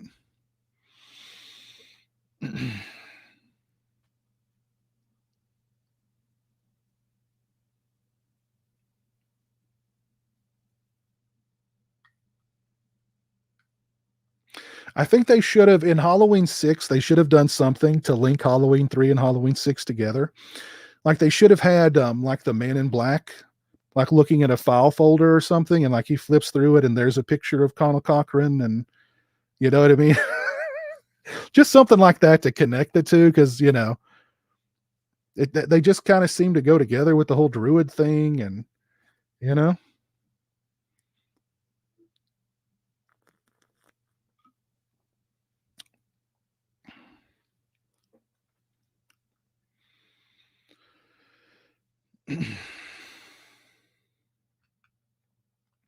Blade 3 had Dracula, yes. Yeah. And it suffered greatly because of it. Whenever they bring Dracula into a series like that, that's when you know they're out of ideas. They're totally out of ideas. I think I think I heard that the original idea for Blade 3, Goyer wanted to make like this post-apocalyptic story where the vampires had won, and basically like they're, you know, there's only a few humans left and Blade is like leading the charge of whatever. And the studio said that it was too dark. And they asked Goyer, well, what other ideas have you got? And he was like, Dracula. And they're like, that's it. So that's how Blade 3 got Dracula in it.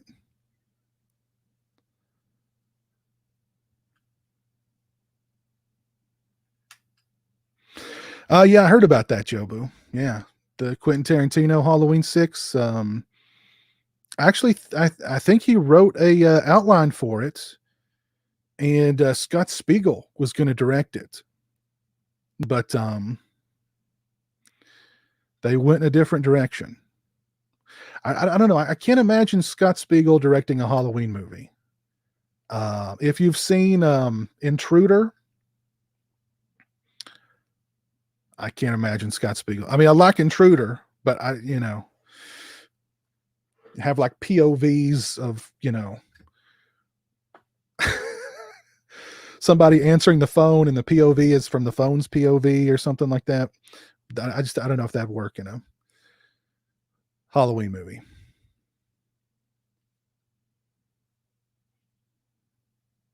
I've seen Dracula Untold, and you're not missing anything, Sam. Trust me.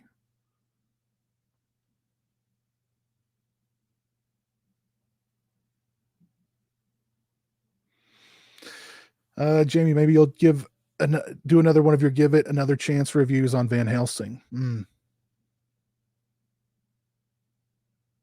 I don't remember hating Van Helsing, but I remember just, I don't know. Way too much CGI.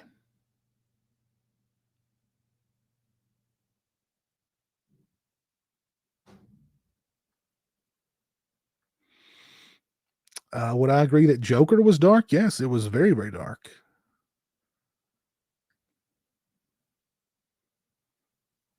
I've not seen the Dracula show on Netflix. Jobu. I was kind of curious to see the Nosferatu show that Joe Hill had like wrote and produced or whatever. That was on what? Was that on Netflix or Shudder? Forget where that was streaming. I was kind of interested in seeing that, but I've just never gotten around to it.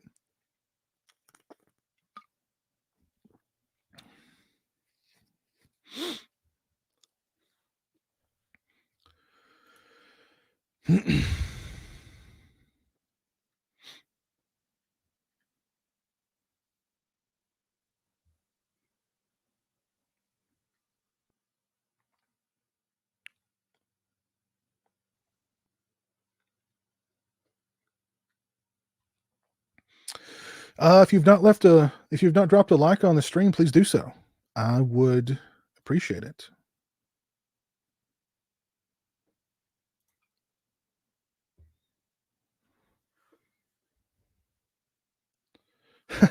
Your brother thought Joker was a was a comedy. I'd worry about him too. It's on Shudder, but it's an AMC show. Okay. Okay.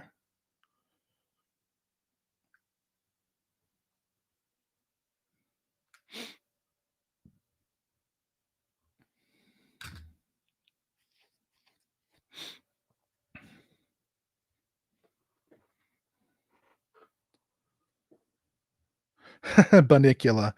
I don't remember that one. I've heard it. I've not seen it, so I can't really speak on it. I love Halloween 6. I do. Both the theatrical cuts and the producer's cuts. I like them both.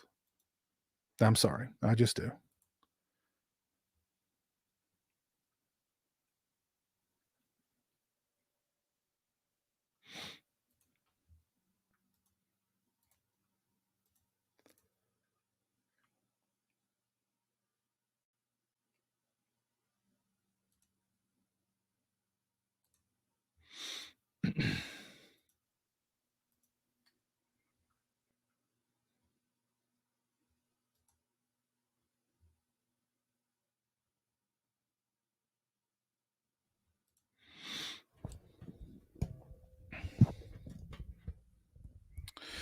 This is a Frat Rag shirt.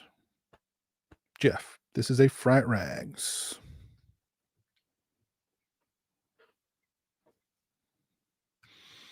So what's your all's plans for the rest of the weekend?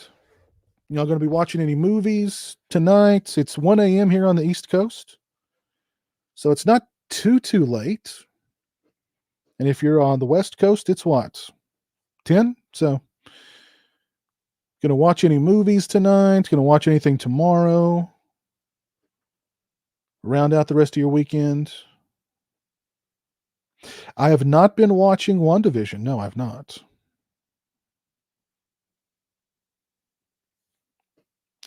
It's 6 a.m. there, DJ. Are you up early or are you up late?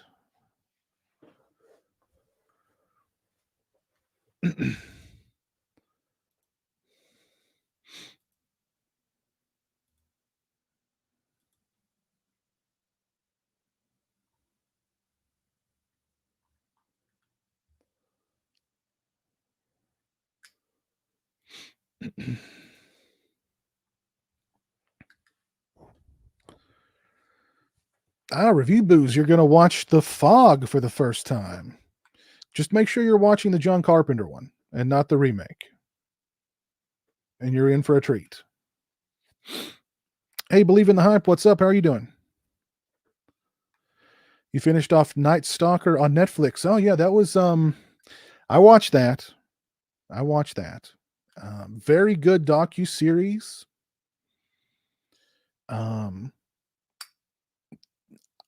I wasn't quite, I knew quite a bit of Ramirez's crimes, but there was stuff that they covered in that docu-series that I had no idea. That just makes him all the more evil.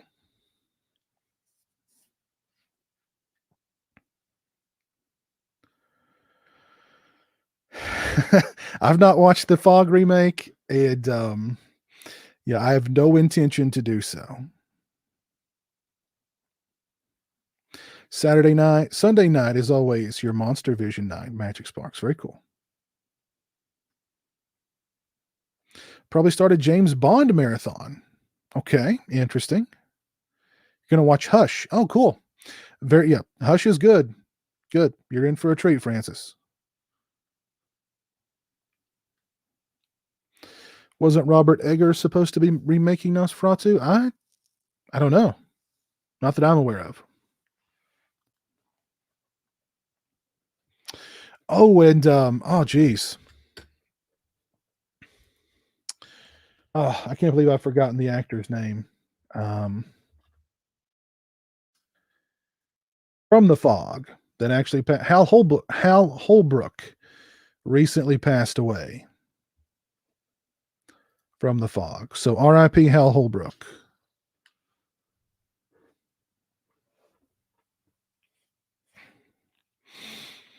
I did not get the 88 Films I Know What You Did Last Summer box set.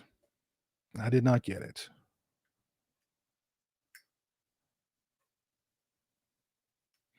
I'm going to watch Frankenstein.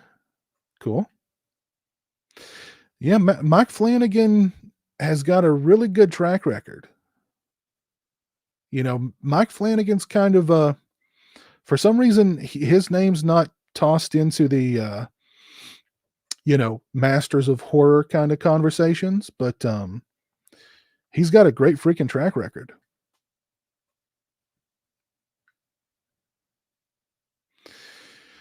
Chiefs or Bucks? I guess I'm going to go with the Chiefs because I don't like Tom Brady. So I don't plan on really watching it tomorrow. So Saturday is usually my man cave, Macho Day, Bronson, Lee Van Cleef, etc. Nice, Nico. Very nice. 80s horror fan. Thank you for the $10 super chat. Very kind of you. Jamie, when I saw the Fog remake, I yelled, "Great Odin's Raven." But thank you for that, 80s horror fan. Very kind of you.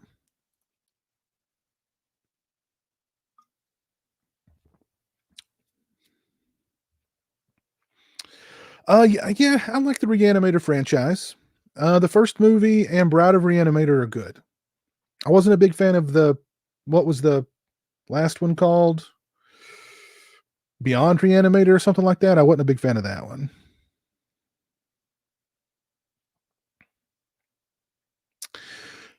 Mike Flanagan should do the next Elm Street. That would be interesting. That would be interesting.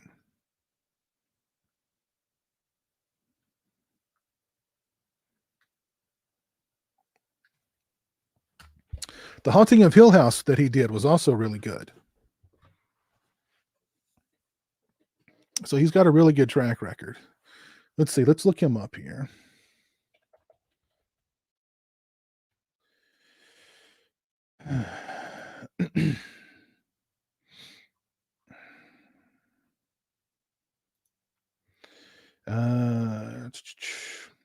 I loved Absentia. That was a great flick. If you've not seen Absentia, I highly recommend it. Oculus was really good. Hush is good. Before I Wake, I thought it was okay. Ouija Origin of Evil is for a Ouija sequel. It's very, very good. Gerald's Game, I liked. House on Haunted Hill, I thought was great. Dr. Sleep, I really liked. The Haunting of Bly Manor, I actually didn't finish that one. I was not a big fan of that one. But yeah, he's got a great track record.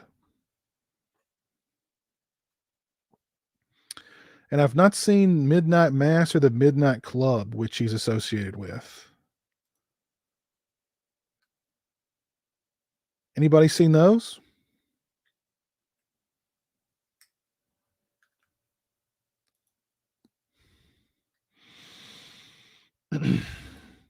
Hey, Robert, thank you for the $5 super chat, sir. Hey, Piz, hope all is well. Just wondering if you and Jeremy would ever consider doing live commentaries of the Elm Street series if you haven't yet. Well, we actually did a commentary for Freddy's Dead at his request. I don't know if it's because he really likes Freddy's Dead: The Final Nightmare or because he knows that I really dislike Freddy's Dead: The Final Nightmare. Probably a little bit of both. But we did do a live commentary for that one. It's archived on my channel. Definitely go and check that one out. But yeah, he loves Freddy. So I think he would definitely be down for doing maybe we'll do that during October this year. We did live commentaries for most of the Halloween movies last October. Maybe we'll do the Elm Street series this October. But thank you, Robert. Appreciate that.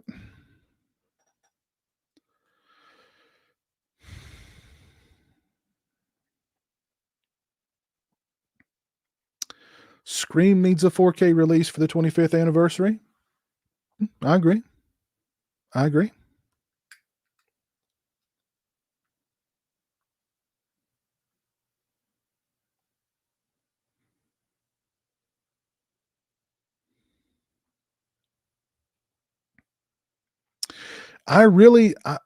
was loving Dr. Sleep until really kind of toward the end, and I thought it kind of, I don't know. I still think it's a great movie. But still highly recommended. I bought the 4K, so. Hey Phil, what's up, man? How are you?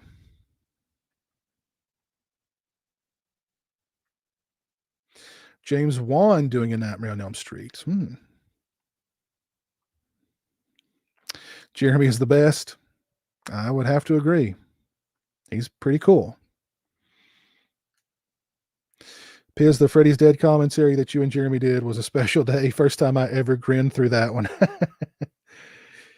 Yeah, I don't know. I still don't know if it's because Jeremy really likes that movie or because he knows I really don't.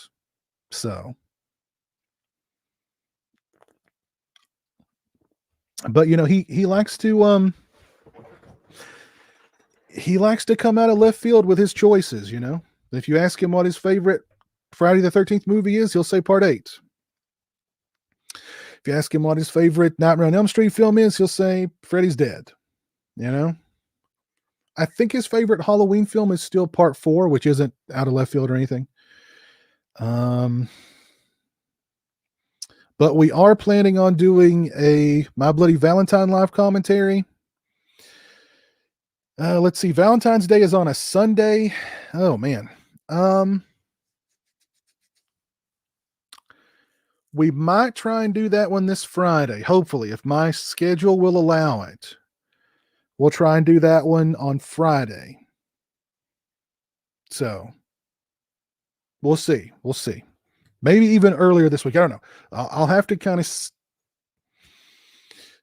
look at my schedule. Now, tomorrow I am doing a live watch along for Return of the Killer Tomatoes with the In Search of Darkness folks. So that's going to be a lot of fun.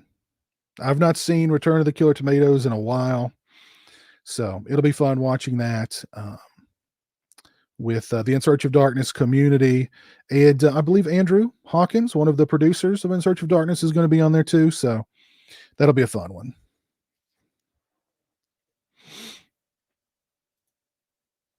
And that will be available on their YouTube channel. So go check them out if you're not already subscribed to them. Go and check that out.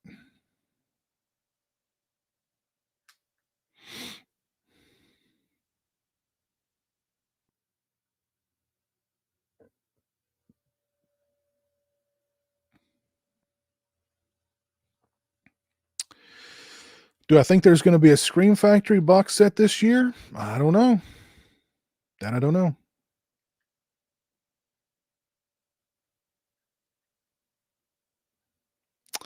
Madhouse 1981. I don't know if I've seen Madhouse from 1981. Elmer. All right, Eric, take care, man. Thanks for hanging out. Have a good night and have a good rest of your weekend.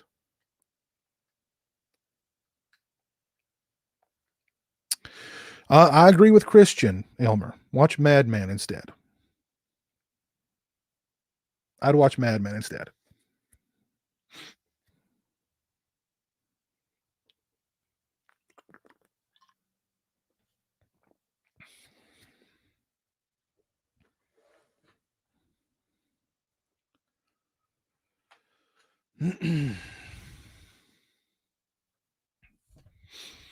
Let's see. We've been going for 2 hours and 12 minutes. It is currently 1:12 a.m. here on the East Coast. I think, actually, you know what? Let's read another excerpt from the Jaws the Revenge novelization, which I paid 50 cents for at a used bookstore many years ago. Let's find a good chapter here involving the shark, preferably eating someone. Let's see.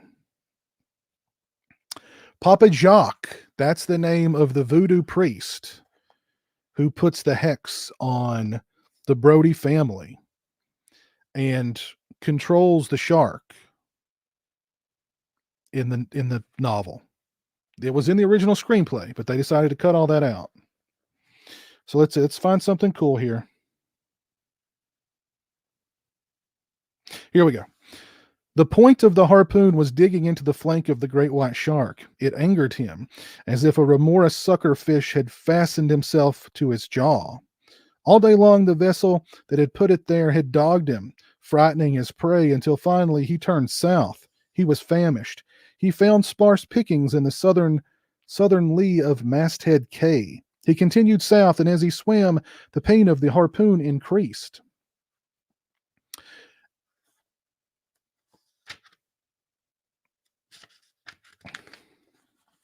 His kind had evolved to adapt to remora and other parasites as well, and in his lifetime he had outlasted several that had hung on to his nose and his tail.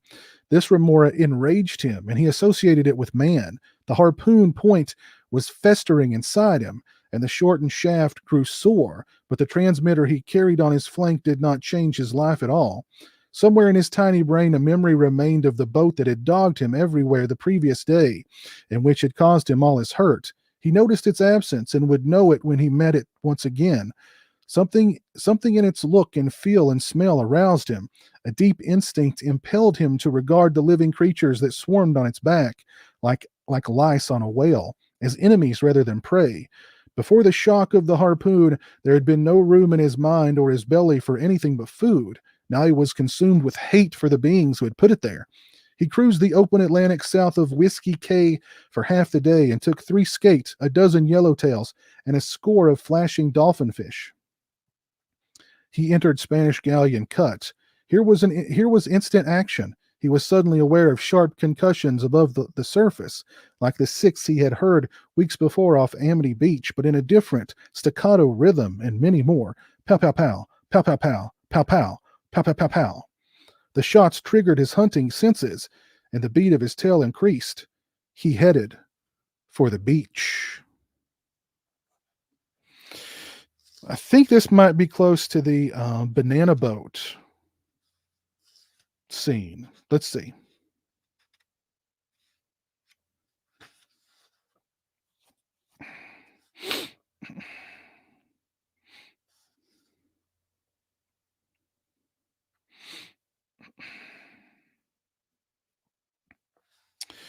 Rico Lomas glanced back. He saw El Canjeo Grande pitch backward from the rubber boat, thrash convulsively in the water, and sink like a weighted packet of coke.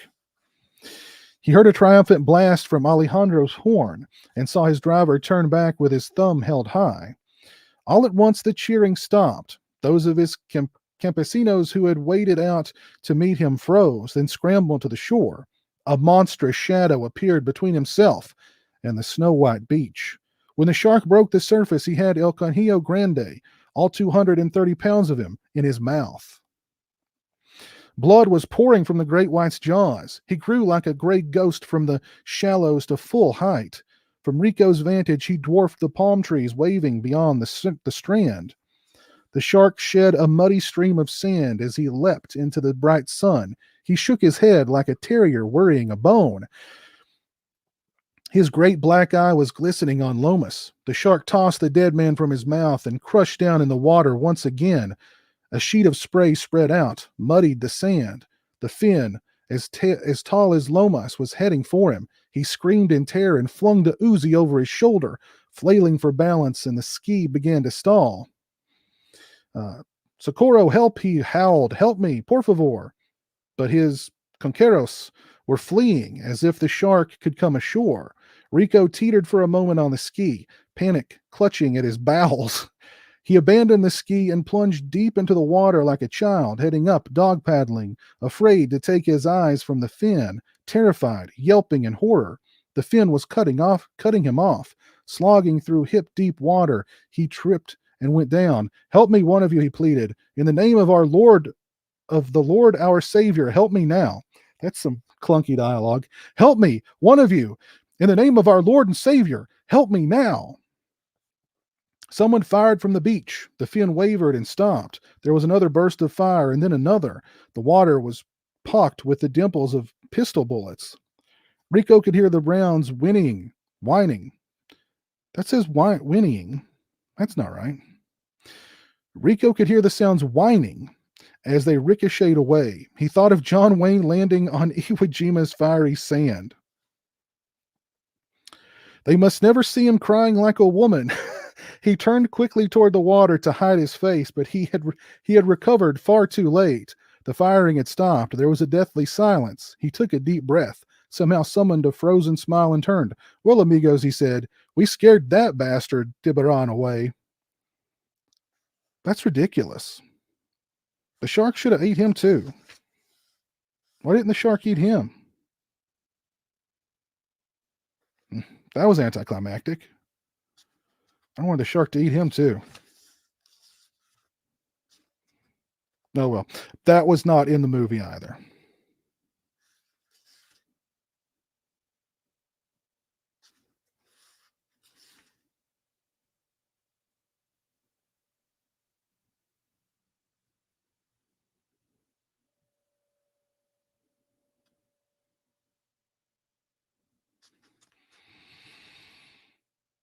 All right. Jaws, The Revenge. Novelization with misspellings and weird dialogue. There you go. Good stuff. If you've not left a like on the stream, please do so. I would certainly appreciate it. Okay, I think I have watched Jaws 5, Cruel Jaws. Great movie. Great movie.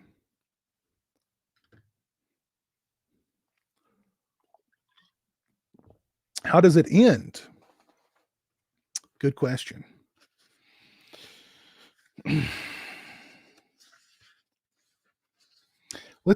don't remember if it ends just like the movie does. It's been a while since I've read this. Hold on.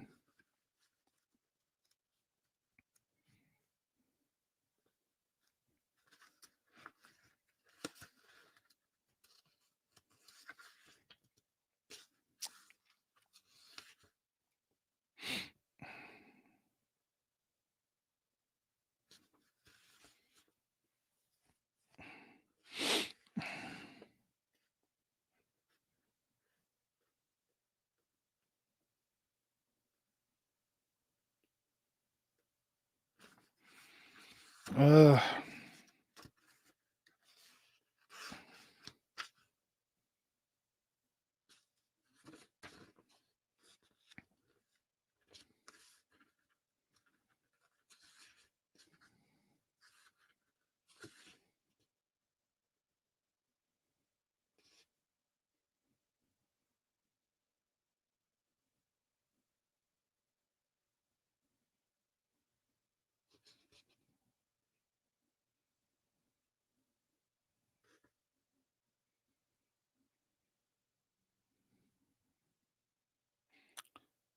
Oh, so okay, so this is okay. I forgot about this. Okay, hold on.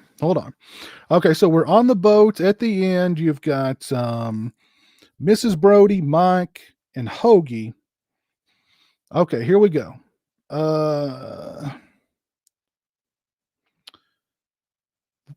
Mike hit the switch again. Beep beep.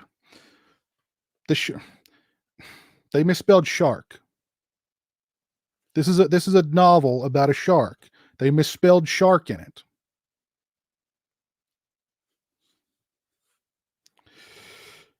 All right, here we go.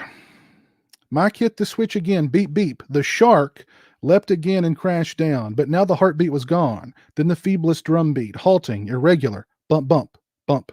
You're killing him, Ellen shrieked. Again. Beep, beep.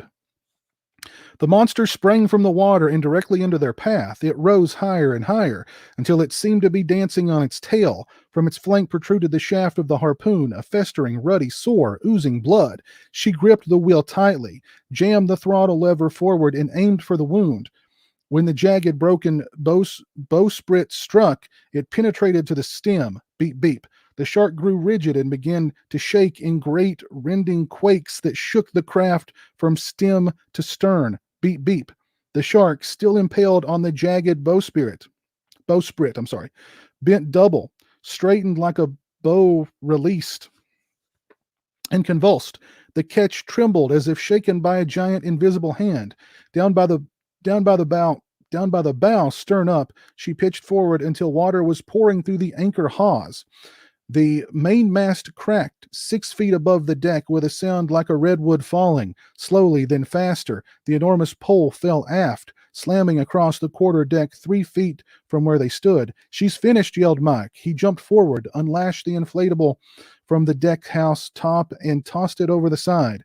They climbed in as water poured over the gunwales. They paddled away. Ellen watched the stern with its gilded letters slide into the sea. Thunder growled. To Ellen, it sounded like Jake's voice, deep in anger. Yes, Mom, but when he smiled. It was raining, but soon the sun peeked through and tinted the clouds with gold. In half an hour, they were safe on a 60-foot cutter off the... They misspelled off, too. Good God. In half an hour, they were safe on a 60-foot cutter off the Bahamian Defense Force. They reported officially that the shark of Whiskey Cay was dead. So in the novelization, the shark has a harpoon in its neck already. And the shark still raises up out of the water, which a real shark would never do, like it's walking on its back fin. And the front of the boat hits the harpoon that's already in his neck, and it goes and it runs him through. And then the shark falls across the front of the boat, breaking the boat in half, and then the boat sinks. So that's how the novelization of Jaws: The Revenge ends. And that's how I guess the original script for the movie would have ended. But then they changed it to the shark completely vertical in the water, and the front of the boat that's broken off goes into its neck. And yeah, still pretty ridiculous. The novelization slightly less ridiculous, but still ridiculous. So there you go. Jaws: The Revenge, the novelization.